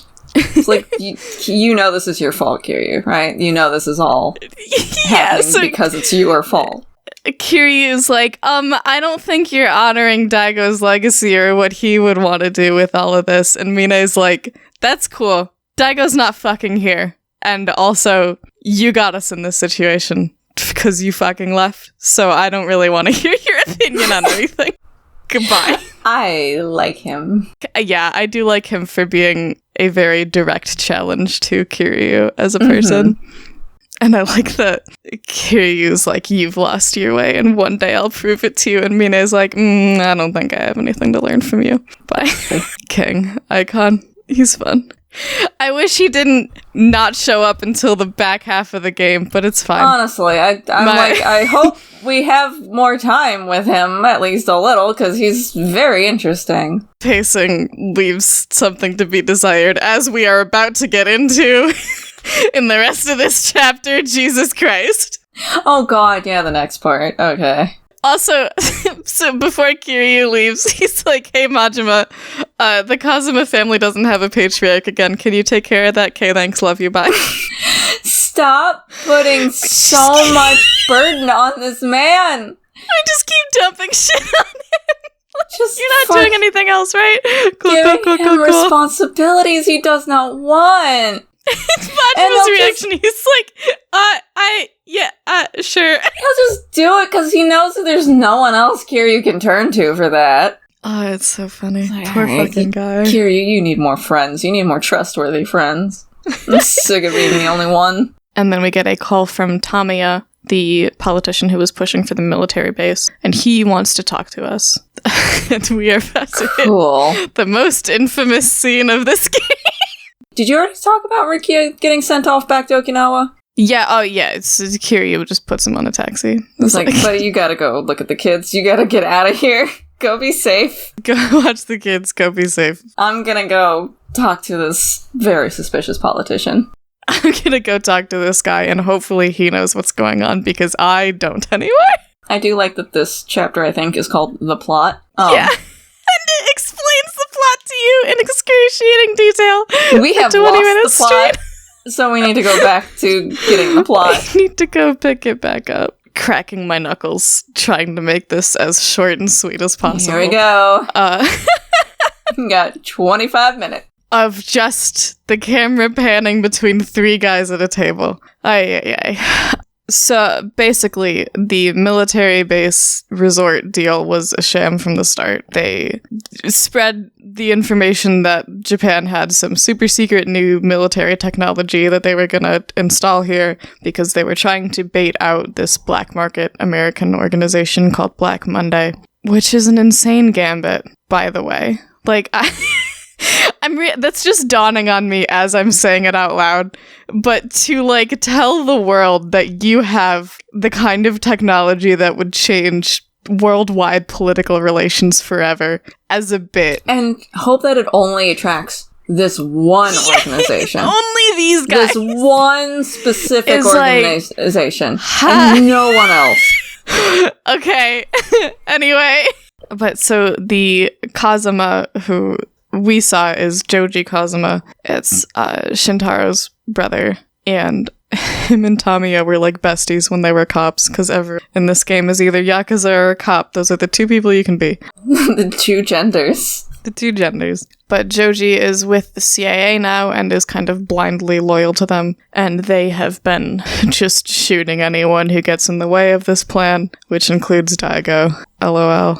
Cool. You mean an American organization that's just blindly shooting the portrayal of the Americans indiscriminately? Yeah, the CIA would do this. So weird. Yeah. Wild portrayal of the CIA. What a crazy, wild hypothetical that you've posited. Anyway, in return for all of this information, Tamiya wants us to save both Joji and Toma, his secretary, who we met earlier, because Toma found out that all of this was bullshit and was so convinced that Okinawa needs this resort and the resort is good and we should build the resort and it'll help the resort because he loves his hometown so much that he decided... Hey, as someone who is familiar with a resort's effect on a seaside environment, I'm gonna tell you right now, Toma, you don't want that. It's not gonna do much good. Surprisingly. It's so, like, the fact, even in the conversation we had with him at the beginning of the game, other people in the room were like, I don't know if this is a good idea. Whatever you say, kid. Who can say? But his big gambit to save the resort is to sidle up to Mine and give Mine control of it once it's built. So his big plan for saving his island is build a resort run by the Yakuza. And this will help. This will revitalize the island by Tamiya has the audacity to be like, he's a good kid, he'll make a good politician. I need you to save I mean, the bar is in hell, so sure. Sure. Whatever. Sure, he will make you say it. So. Great politician. I mean, he'll make a good politician. Yeah. But that's not a compliment coming from me. After all that shit, Suzuki's men have apparently caught wind of this meeting and are outside.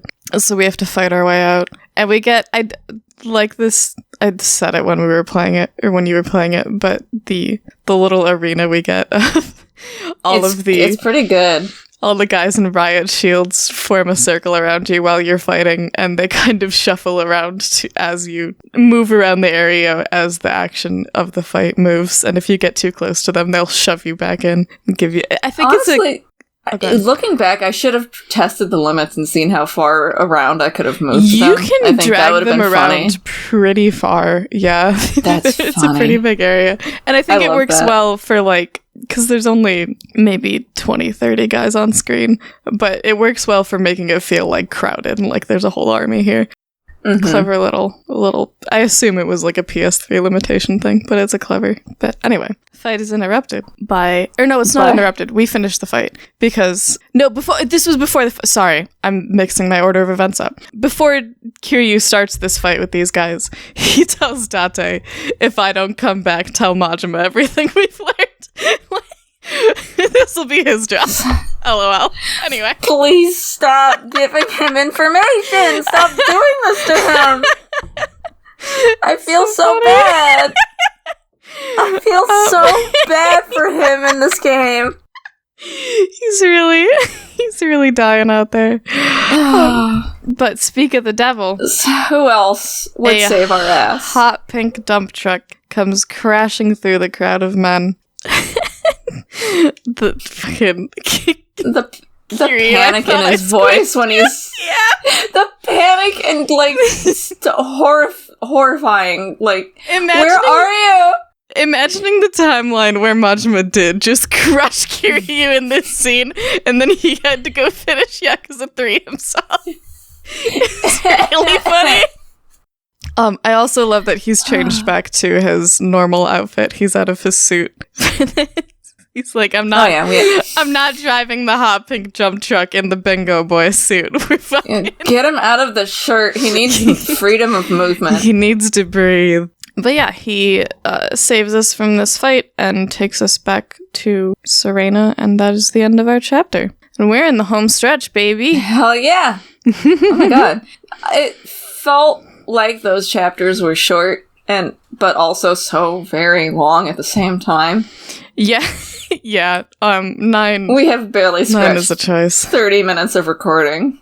There was not much to discuss. Yeah, because it's like it's a lot of information, but it's a lot of like political shenanigans that are like, okay, I get the gist. I get what the important people are. Let's move this along.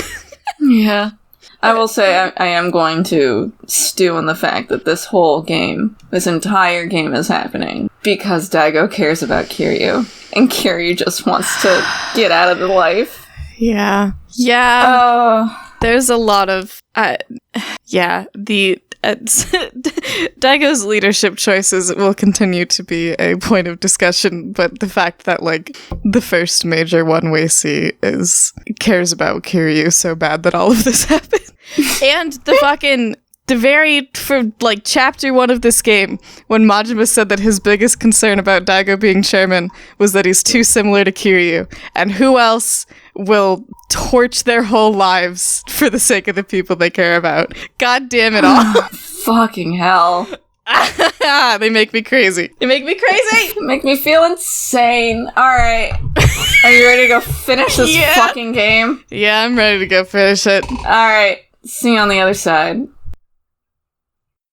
We've done it again. I need to stop opening with that. We've done it again. But we just keep doing it. Keep doing it. Is the thing. I realized in just taking notes that our last, quarter was basically just, here's what happened. None of it was super interesting. Anyway, moving on. This is going to be the opposite of that. This is there's a lot going on in these last 5 separate essays on all the shit that happens in the 11th hour of this game. The pacing of this game makes me crazy. It does. The pacing is insane. It felt like nothing was happening up until these last chapters. It's so crazy. Or at least there were things happening, but none of it made sense right until this moment. It's so crazy how many, think pieces I have on this game that are based solely on events in the last half hour that do not come up before that. It's crazy. Hey, do you have strong feelings about some characters in this game? I don't know. Do you have strong feelings about a particular character in this game? I don't know what you mean. I don't know what you mean. You might not know what I mean, but you're gonna. It's gonna be very clear very soon. I can't believe the tables are being turned on me, and I don't appreciate it. This will continue to happen. I have a feeling. Speaking of characters I feel normal about, Chapter 10 opens with Mine looking at a picture of himself as a sad orphan child that he keeps in his desk, apparently. I, too, would love to keep pictures of myself as a sad child. What's wrong with him?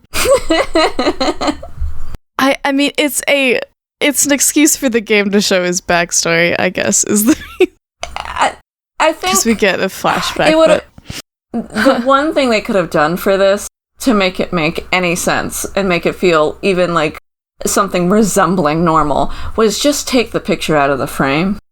I feel like the extra effort of putting it in the frame is the weird thing. Make it a picture of his father. Why is it him? Why is it just him? And why did he frame it? Why did he frame Freeman, keep it. I don't understand. I'm obsessed with it. I would love to get this man in a room with a therapist. He would need to be locked in, but it would amuse me. But yeah, so it shows a little flashback that he grew up as a orphan, didn't have a lot of friends, whatever. His adoptive father was super loving and supportive, but died very young, and told him to go make something of himself. By God, he did. He made something of himself. For sure. I also love the little bit of his secretary, who is definitely trying to hit on him, and is definitely barking up the wrong tree. God bless her. She's got taste, but she is not reading the signals. Nice try. Back with Kiryu, he's going back to Okinawa, and Majima wants, speaking of fucking gay bitches, Majima wants to go so bad. He's so pathetically like, please, please, please. Please, let me come with you, please. I don't want to be in Kamurocho anymore, Let me send some boys. If you change your mind, you can call, and we'll be right there, I promise. Before you even hang up, I'll be on a plane. Can we please? It makes him look stupid, and I love him. I can hardly blame him, considering who he's had to hang out with for 3 years. Please let that man do something else. Let him leave Kamurocho. Let him go do things. Free my man. I feel so bad for him. It's so funny. Fuck him. We're going back to Okinawa. So Kiryu has the audacity to re-summarize our half an hour long conversation to Nakahara when we get there. Yeah, I got it. It's Understood. Good. Understood. Thank you. What's his fucking name? Toma is in a meeting all day, and so he won't be in danger of being assassinated until tomorrow. So Kiryu has some more time to dick around with the kids, which means we have so many shenanigans to go on. We have so many tasks. I'm a defender of the kids segments for the most part. I love them. But this being right at the end is so like, okay. They are weirdly placed, and they cram so many of these bits in such a weirdly short amount of time. Yeah, that it does feel weird, but I don't hate them. I don't think they don't belong. I don't know. I can't like back this up. This is kind of a through the grapevine thing that I've heard, that a lot of the kids stuff was originally going to be optional sub-stories, and it was kind of an 11th hour decision to shove them in. They do feel like sub-stories. That does make sense. On one hand, making them sub-stories would make the pacing feel less weird. On the other hand, I do feel like the fact that Kiryu cares about these kids and that these kids are each like individual people to him and his family is so important to the rest of the series that I can't convince myself to like, I can't make an argument that they shouldn't be part of the main story. Even if sometimes when they say go do a kid thing, I'm like, come on. Right now? But I do like these moments. They are weirdly placed, so but whatever. A lot of my feelings on 3 as a whole are there are a lot of interesting puzzle pieces here. You've put them together with hot glue instead of assembling them into a puzzle. But I see the vision. Them you just Mod Podge them onto construction paper, and that's not how puzzles are supposed to work. But I'm here for the vision. It's like an abstract art piece that you appreciate, but you're not totally getting. Yeah, absolutely. It's like, all right, okay. In our kid shenanigans, we do get the wrestling match out of this one, so I take back everything I said, and it's totally necessary and has to happen right now. I am obsessed with the wrestling section. I did not expect it to be all that. And also just the fit. Did he have those shorts? I don't know. Did he just have those shorts? I don't know which one of them had the shorts. I don't know which one's funnier. Did he just have the mask on him? I don't know. Did Rikia sew him that outfit while we were getting other shit together? Did they have to run downtown together and shop through booty shorts? What happened? I need an explanation. That's brotherly bonding, if anything. Honestly. But so Taichi, they think he has asthma. He has what looks like an asthma attack. and so he might not be able to wrestle. So to cheer him up, we put on a little wrestling match. Which I question the logic of. Oh no, you might have to give up your favorite sport ever. What if we did it in front of you? Would that help? Would that be good? Sure. But I'm not going to argue it because it put Kiryu in little booty shorts, so whatever. Yeah. And I mean, it did cheer him up. It did get him, remotivate him. He ends up launching himself into the ring to win it for Kiryu. Just the cutest fucking... I loved that. It's very cute. I'm very soft on Taichi. I think he's very cute. Mm-hmm. He's fun. And then it turns out that he's not actually asthmatic. He's just allergic to buckwheat. He'll be fine. He'll be fine. And then Haruka gets her moment. She's been going downtown and acting kind of shady about it. So Kiryu decides to follow her because he thinks she has a boyfriend. Immediately assumes it's a boyfriend. Immediately. That is the conclusion he comes to, which is such a cute, clumsy dad move. And I love his logic. I love watching how his brain works. It's so optimistic of him to think that she's like has that much time for a social life. It kind of harkens back to the cabaret girl bit back in 2, where we think, oh, she's meeting with a boyfriend. Yeah. Like, anytime a girl goes to meet anyone, she's going to go see her boyfriend, of course. It's the only time women leave the house. But so we find her in town job hunting, which is heartbreaking. Oh, my child. Baby girl. She ends up being used as like an in-between for selling counterfeit credit cards, was it? Mm-hmm. When Kiryu corners her, she says that she was just trying to help pay rent because she heard that they were short on rent, which they don't pay rent. Haruka. Haruka, we own the orphanage. I love you. The building belongs to us. I love you so There's bad. No rent. There's no rent. She misunderstood a conversation between Ricky and Mikio. Yeah. Which is also, the conversation they had was that they were short on rent and also that the food bill was too big. Which is so, this is not the difference in structure between Yakuza outfits, that like your Yakuza office is running out of food money because you keep raiding the snack fridge is really funny. Me too, bud. Yeah, I get it. But then our last little kid sub-story is that Ayako is taking on too much responsibility and putting too much of herself into helping the others, and they're not super grateful for it because they're kind of assholes. Because they're kids. They're kids, is the thing. And I like that this one and the Haruka one both are sort of show how much the kids are taking after Kiryu in good and bad ways. Like, he is passing on all of his most self-destructive traits to them as well. Just so like, just like parents in real life. Oh yeah, absolutely. Absolutely a very real parent experience. We have the longest chase scene to get her back. That girl can run. She put Kiryu through the fucking ringer on that chase sequence. Jesus Christ. I lost it once. I had to do 2 tries. Ayako needs to get on the track team whenever she gets to middle school. That girl can run. But they come back and all the kids make her little chore coupons and it's super knows well. Family. Are you lured into a false sense of security yet? Yeah. Good. How are we feeling? Moving forward. We feeling good. We feeling heartwarming. We feeling good. We love the orphanage. We love the kids here. Good. I'm glad. Good. We get a call about Toma, who is at a pole dancing club. The cutscene when you go into the pole dancing club is insane. These are very talented women. They're doing some crazy shit. Incredible. Pole dancers in real life are just like that. They are, like, incredibly talented people. You have to have strength pretty much everywhere on your body. And there's like, for that to work. Like a dozen of them going, and they're on like floating platforms. Like, what? Where? Anyway, that's a side note. Just this club existing in their like rundown red light district is crazy. It's kind of fancy.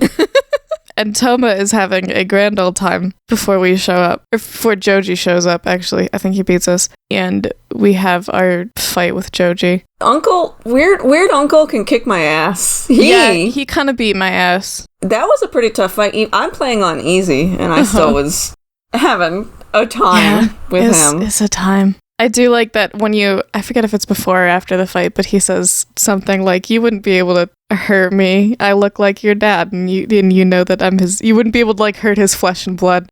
And Kiryu's like, I don't give a shit about flesh and blood. Have you met me? Go to hell. I don't know you. I don't know you. And I also don't know my parents. So like, whatever. Toma gets this hysterical. I love, there's nothing funnier to me than when the series introduces someone who I have known for 3 seconds and gives them this like life-changing redemption arc.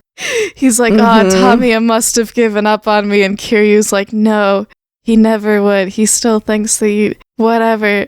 And I'm like, okay. Good for him. Good for him, I guess. I didn't trust him immediately after meeting him, but... Alright, cool. Get back in there, champ. I believe in you. And so does Tamiya, I guess. You'll make a great politician, I suppose. I guess. A great politician who loves building huge resorts on top of people's homes. Good luck out there. But so he runs off to do whatever he's gonna... I don't know what he's... Who cares? He runs off and out of the game forever. Be dead. Kiryu stays with Joji until he wakes up, talks to him so to get some answers from him.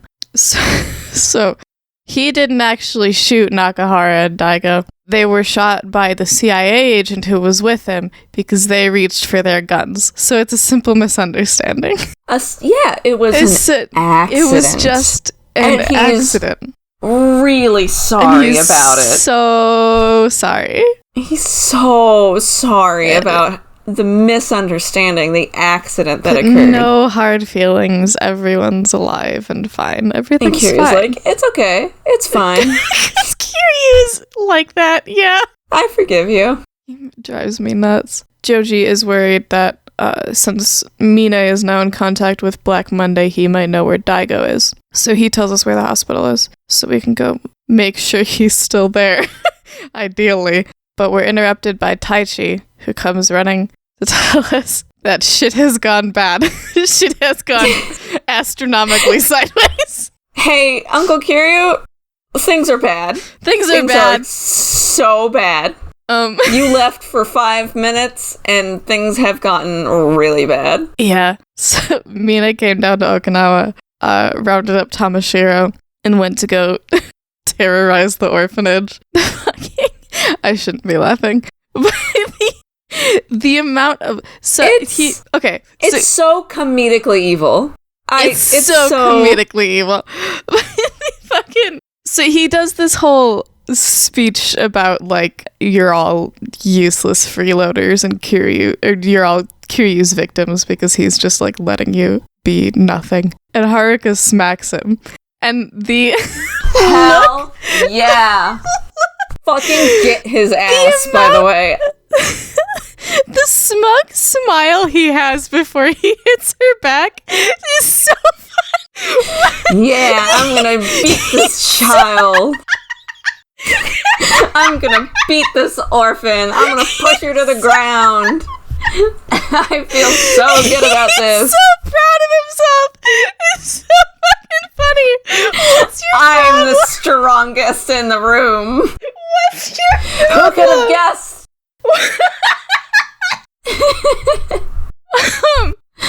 Anyway, bulldoze the orphanage. Yeah, I'm the best. I can't fucking deal with this guy. It's like they had to make him as irredeemable as possible. And it's like, what is the worst thing this man can do? Bulldoze an orphanage and slap some children around. Cool. Yeah. Put it down on paper. And then he just fucking leaves, which is the funniest part. He flies back to Tokyo. Anyway. And Mikio didn't come out of this unscathed, unfortunately. No. He did get a concussion. Nakahara's fucking kidnapped. Yeah. And shot up, which is unfortunate. Taichi tells us all of this, and Kiryu looks like he is fucking out for blood. Like, he is. Oh, yeah. You fucked with all of his kids. And then we go back to the orphanage, and he kind of has to do this flip back into dad mode, because all the kids come, like, running and crying to him. And I really love that, like, you can't be the Yakuza dude right now. You gotta bring it down a couple notches for a minute. You gotta be dad. You gotta make them feel a little bit better. You gotta make sure they know it's gonna be okay. Yeah. And then you can go out for blood. Also, speaking of fucking comedic evil, something about the kids sleeping on a tarp. You couldn't go to... There's not a hotel. There's not a neighbor. They can't go to the building, the Yakuza building that Ricky and Mikia work at? Nothing. No, sleep on a tarp. I mean, I guess it's, like, probably sunny and warm, so I guess it's fine. But it's so...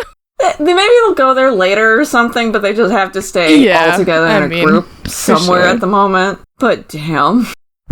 Yeah.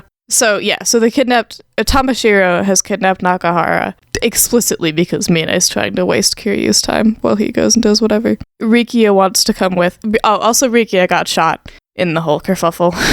He got shot in the leg. He wants to come with, but Kiryu's like, throwing your life away doesn't make you a hero, and you cannot fight right now, so...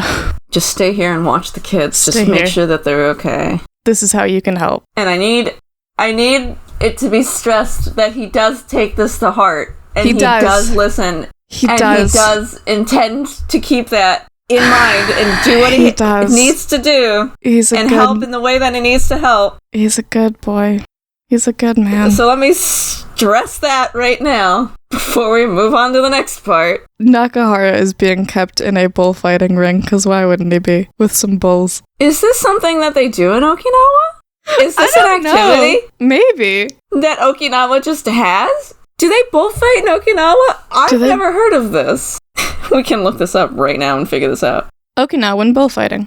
Unlike traditional bullfighting in Spain, where the bull goes up against a man, Okinawan bullfights feature bulls fighting each other. Apparently. It's a thing. I guess that would be why they have multiple bulls. Huh. I did not know that was actually a cultural thing. I thought this was just the Yakuza series being ridiculous again. Yeah, but that okay, makes sense. Cool. It's similar to the Toma thing, where I love a completely nonsensical redemption arc for a character I don't care about. I love when a villain is kind of shallow and forgettable, but you can tell that their fight with Kiryu is like the climax of their whole life. Like, oh yeah, Tamashiro this is his whole life. This is all he's ever wanted. He is being used as a distraction by Mine just to waste Kiryu's time, but he has been waiting for this moment for 2 years. He has been shaking to get to do this for 2 years. This is his moment. We are unfortunately interrupted by Rikia, who did not disregard Kiryu's advice, but Saki snuck out to go look for her father, and he followed her. He had to keep an eye on her and make sure she was okay. Because he's a good kid. Because he was listening to Kiryu. He was going to keep an eye on the kids and make sure that they were okay. Because he's good. Because he's a really good kid. Because he's a good person.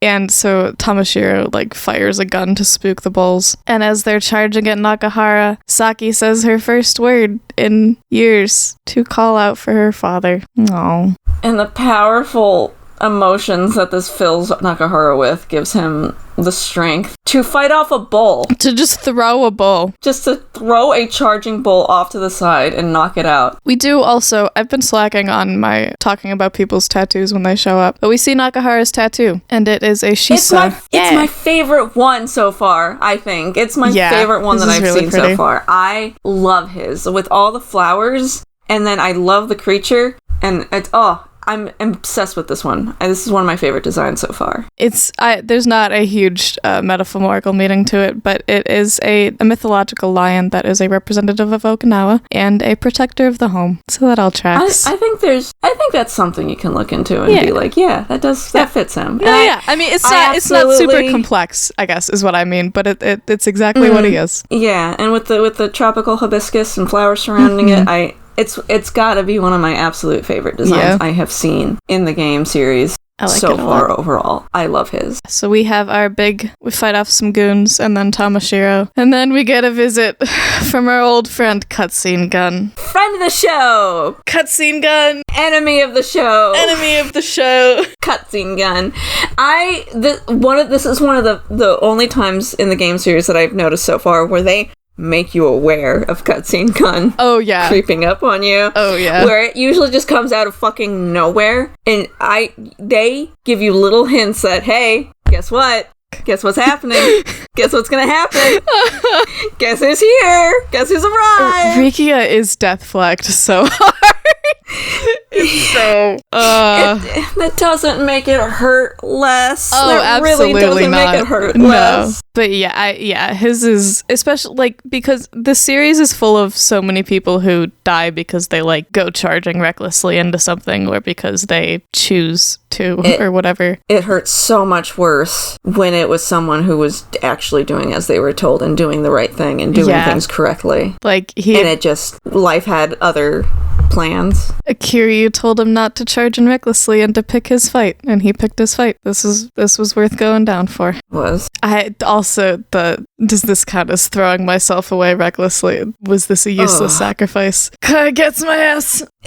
I was absolutely gutted after this. Yeah. I was hollowed out like a fucking pumpkin. I was dying out in the heat with this. And I think another part of it is just, this is the most animated and upset and broken up about a death that I have seen Kiryu be so far in the entire series. Yeah. And I've played 0 to up to here, and I think this is the most wrecked he is about it. Absolutely. Too. And I mean, because it makes sense. This was his fault. Everyone else we've seen die is someone who, or most of them, I guess, like Yumi would be an exception to that, but most of them are people who have been like entrenched in violence and shit for their whole lives, where this is just like, this is someone who would have been fine if Kiryu hadn't shown up. He was already a good kid. You can see the weight of it crashing down on him. Yeah. As you watch it.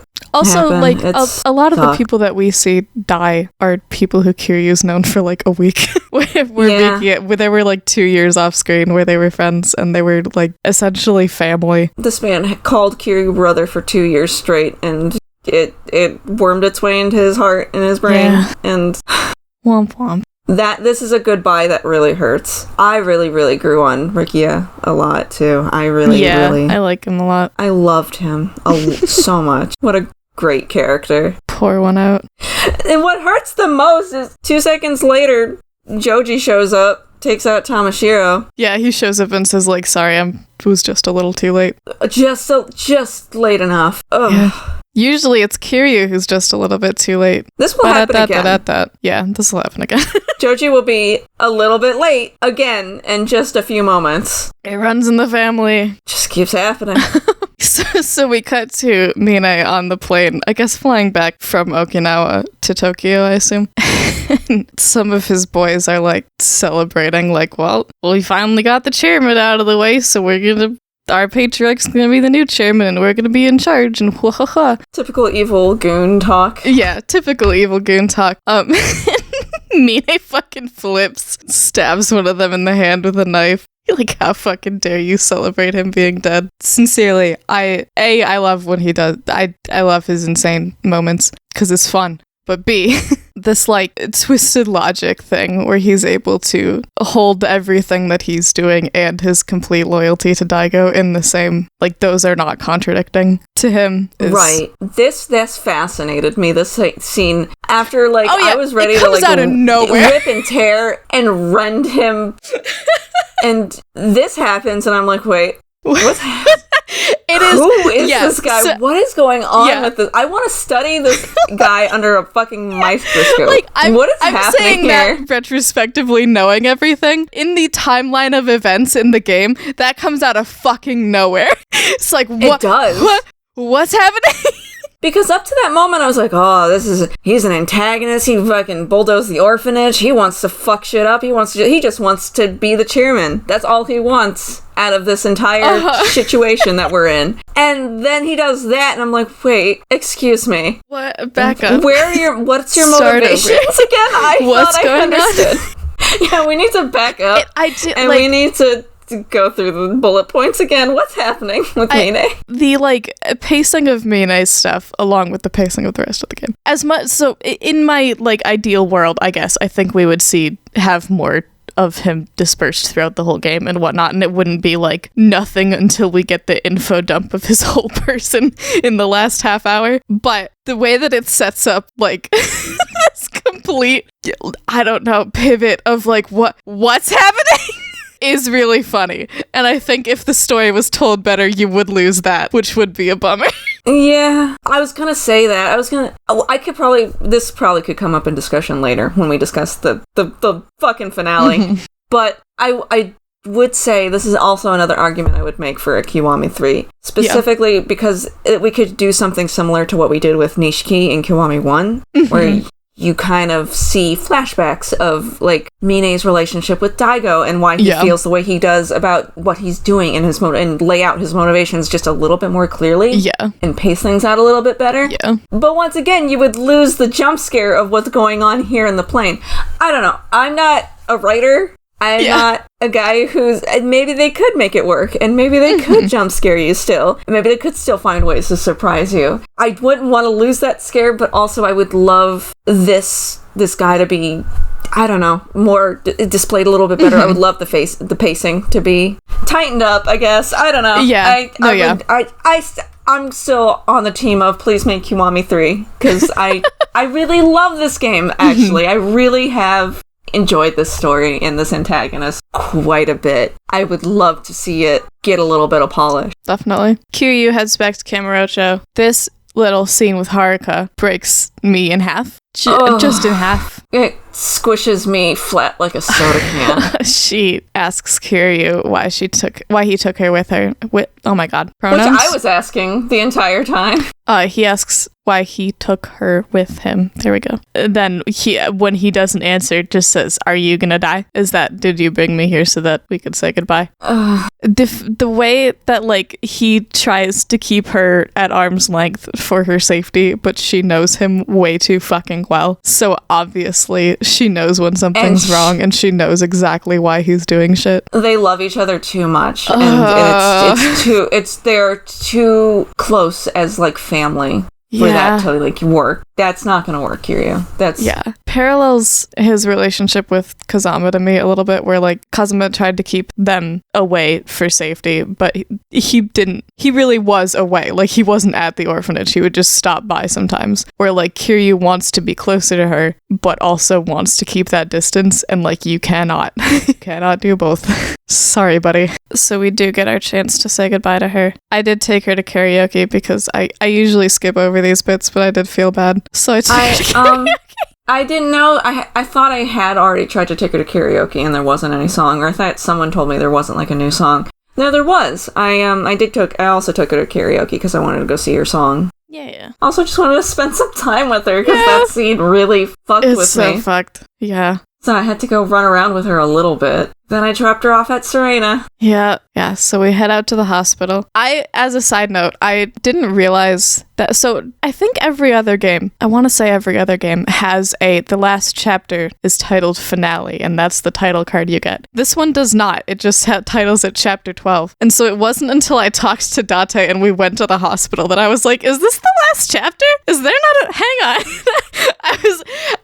I've played this game before, and I'm still sitting at my computer doing mental math of, like, is there another chapter in here? What do we do? I didn't get jump scared because I had two devils on my shoulder telling me, hey, this is it. Yeah. This is the end. Wow. I was ready. But that's very funny. And it is kind of weird that they reformatted it a little bit. Yeah, and especially because this game is already shorter. Like, the other ones have been 16 chapters, and this one is 12. Yeah. Well, the others have been 16, technically 17, and this is 12, technically 12. So we get our last big long battle up through the hospital. I was trying to think if there were any memorable goon situations. And no, not really. It's just a big old fight. I think you just get up to Daigo's... Yeah. I think you just get up to Daigo's room and it's white man jump scare. White man jump scare and American jump scare. Because, see, I don't know for sure if Richardson speaks Japanese or not, or understands Japanese or not. But I like to believe... We don't know what his name is yet. We don't know who that is. It's just CIA guy. Sorry, the CIA agent. Spoilers! God. Sorry. I like to believe that he doesn't understand Japanese because I like to believe that this cutscene is the two of them trying to intimidate each other when they do not understand what the other one is saying. Personally, I think it's very funny if CIA guy does understand Japanese, but Kiryu does not understand a lick of English. This is and also he's true. just, and that, to me, I think that's way funnier. In Kiryu's mind, this guy said something Mine Daigo and pointed up, and Kiryu's like, got it. Ruth, on it.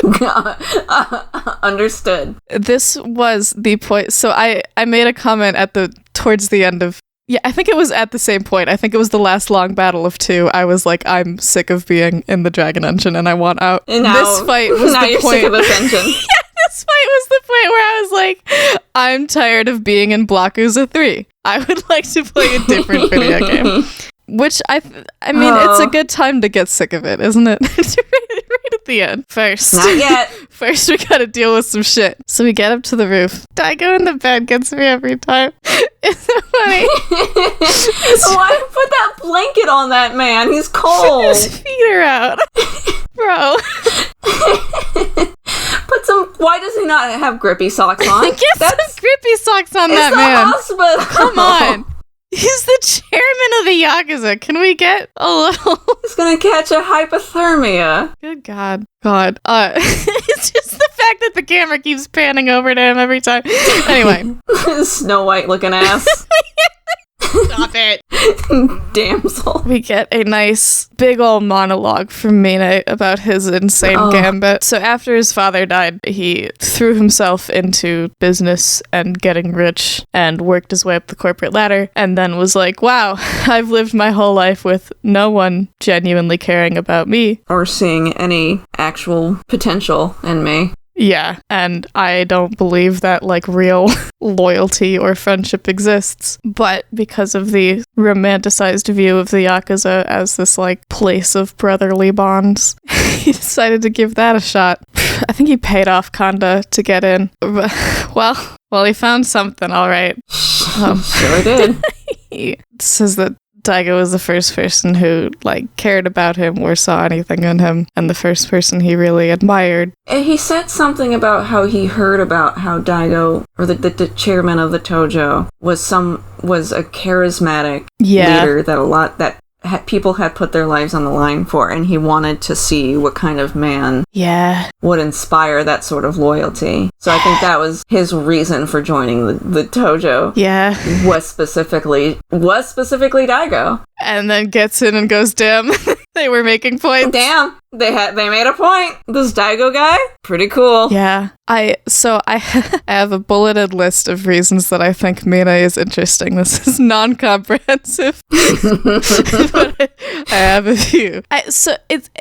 It makes me crazy. I mean, I can't get back at, we've already talked about this, but the fact that there is so much, like, material to work with and things that bounce off of Kiryu and stuff, that all happens again in the last half hour of the video game. It's fine. But so this could have been Kiryu if he had been alone. Like, he ended up being a compassionate and caring about other people because he had Nishiki, because he had Kazama, because he had Yumi. But if he had been a sad little orphan boy all alone, he wouldn't have gotten those traits. And also, it's another, to bring back the real men ought to be a little stupid thing, a continuation of this thing where, like, anyone who doesn't trust people and who thinks that they can survive alone fails. Because you need other people. This is... You need that support. Yeah. You need that connection. Yakuza is a shonen, actually.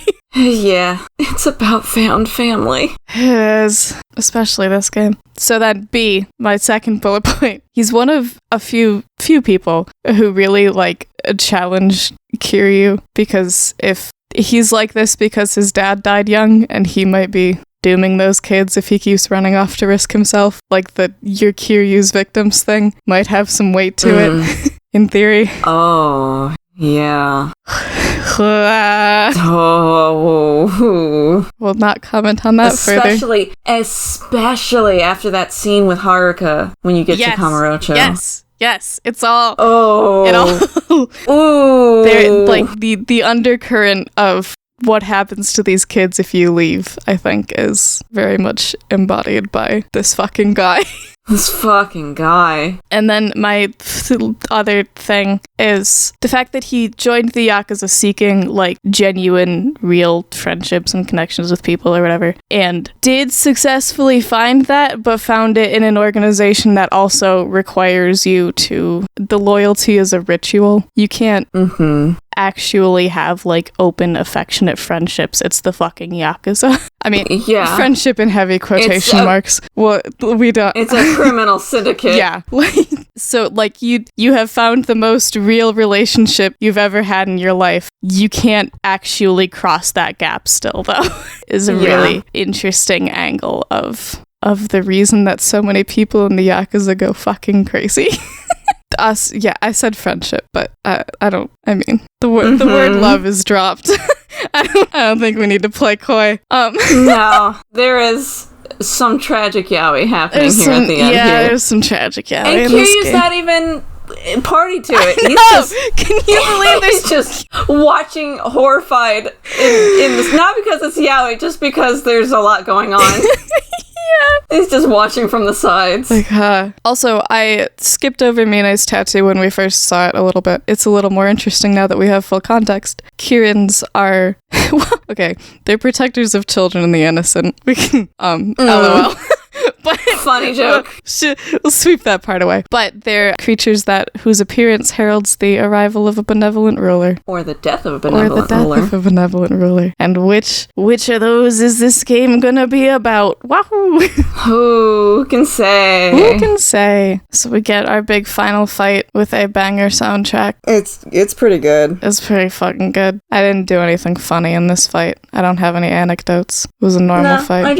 Once again, I'm on easy mode. It didn't really. Yeah. He beat my ass quite a bit for it to be easy mode. No, he kind of threw me around. I very nearly ran out of... I had loaded up on healing stuff, but I hit a point of like, oh, did I not load up enough? The intro was sick as hell. The intro it was the little, awesome. Like, I loved kick that. Pose. It's good. Iconic. I love when they do that shit in Yakuza. It's awesome. Yeah. And then after the fight, Mina gets a call from his secretary that's genuinely devastating. I would end it all too, man. Whatever. Yeah. I get it. I'm worried sick about you. I need your answer so that we can make more money. Yeah. And he's just like, cool. The little exchange him and Kiryu have where Mina is like, feel kind of peaceful. Is this what it's like when your whole life falls apart? And Kiryu does the like, you're still alive. You still have time to change. I think it's interesting that this is the third time Kiryu's been in this position. It's the most explicit he gets about being like, please don't do this. You still have time. Even after Batman did everything. To his orphanage and to the kids he cares about, for him to still extend a hand of hope. Yeah. It gets to me in this one particularly. Yeah. I have to wonder a little bit if he's sort of seeing Nishiki on the other end when he's trying to... And unlike Nishiki, he feels he has like a chance. Yeah. Because he's here. There's no bomb. There's still time. Yeah. Well... But, anyway. The white guy's back. Yeah, Richardson comes back. The CIA guy was actually Andre Richardson from Black Monday the whole time. Whoa! And he tells us in English that they're no longer useful and he's gonna get rid of them. I like to think that the only one who understands anything Andre's saying here is Mine. Yeah. And Kiryu's like, absolutely. I don't know what he's Kiryu's saying. like, I don't know what's going on, but it seems bad. This is bad. But it's not gonna go bad because we get another Daigo epic moment. That was pretty sick. I will say. Rolls out of the bed to grab a gun off the ground. Cutscene gun redemption arc. Gun redemption arc. But the cutscene gun is good if Daigo's in the room. This is canonized. Cutscene gun is inherently neutral until it is put in the hands of whoever gets to use it. So Daigo shoots Richardson and then immediately asks if Mina is okay, which makes me crazy. It makes Mine crazy too because the camera pans over to him. He's like, oh. Yeah, this man he was so sure. Yeah, Minehu's entire no longer. Minehu's entire thought process has been based on Daigo's basically dead and is not gonna. The man he loved is gone and dead, right? And so I can just do whatever the hell I want and fuck everything up. And then, he's alive. And he still cares about me. Genuinely cares about me. Good. Good. Only Love one that. way to deal with this problem. Only one way to tackle this emotion. He grabs Richardson pretty far away from the edge. It's Mine who drags them back to the edge. Like, that was a deliberate choice. Oh, buddy. There were so many other ways this could have panned out in a way that did not kill them both, but I don't think Mine was looking for one of those ways. No, I think there was a immediate, oh fuck, he's alive. I have fucked up worse than anyone has ever fucked up ever. This whole fucking monologue on the edge of the building makes me a little crazy. Him telling Kiryu he wishes they'd met sooner. I wish you'd met sooner too. Yeah, maybe in my next life I'll have what it takes to earn your respect. I'm gonna hurl. I'm gonna yarts all over the place. I was screaming. I was yelling, crying, throwing up. I hated this. I loved this, but I hated this. Sucks so bad. It's just, I mean, it's a classic Yakuza special of this could have gone any other way, but there was no other way it could have gone because of who you are as a person. This was probably the most devastating of it, though. It's the most devastating it has been for me so far. Yeah, that's fair. Because it wasn't, unlike 2, it just wasn't weighed, and even 1, it just wasn't weighed down by, like, twist after this, after this web of lies, and this business thing, and this problem, and this mafia from another country. Yeah. For as much as, like, the wrapping up of 3's plot is clumsy with the, like, stupid half an hour long cutscene, it's also, like, very easy to follow. In comparison to some of the others. It's very well focused in the characters it cares about, and the things that are actually kind of important to the audience. Yeah. And I think that's why it hits so hard, because it's not trying to hit all these other targets. It's getting straight between the eyes. And I liked it the most so far. I really did. That's fair. I hated it, but I liked it. I think that there are, like, some stuff that gets kind of glossed over, like the Black Monday is kind of nothing. We see them, like, twice, but that's in favor of it paying attention to other things. Who cares? I don't think we really needed to care about Black Monday. No, yeah. So, I mean, it goes over the edge. Womp womp. And then Daigo asks the question. He asks that question. Just, hey, do you want me to twist the knife while it's in the gut? Do you want me to just turn it a little bit while it's in there? I'm like, sure. And Daigo asks, was it Mine who was the one who betrayed the Tojo clan? Was he the traitor? And Kiryu answers, no, of course not. He never would have betrayed you. He never would have betrayed you. The way Kiryu words it, specifically, he would have never betrayed you. Ow! Oh, ow! Fuck you! I love to imagine. So at some point, someone has to have caught Daigo up on what happened. The only person alive in the Tojo who could have done that is Majima.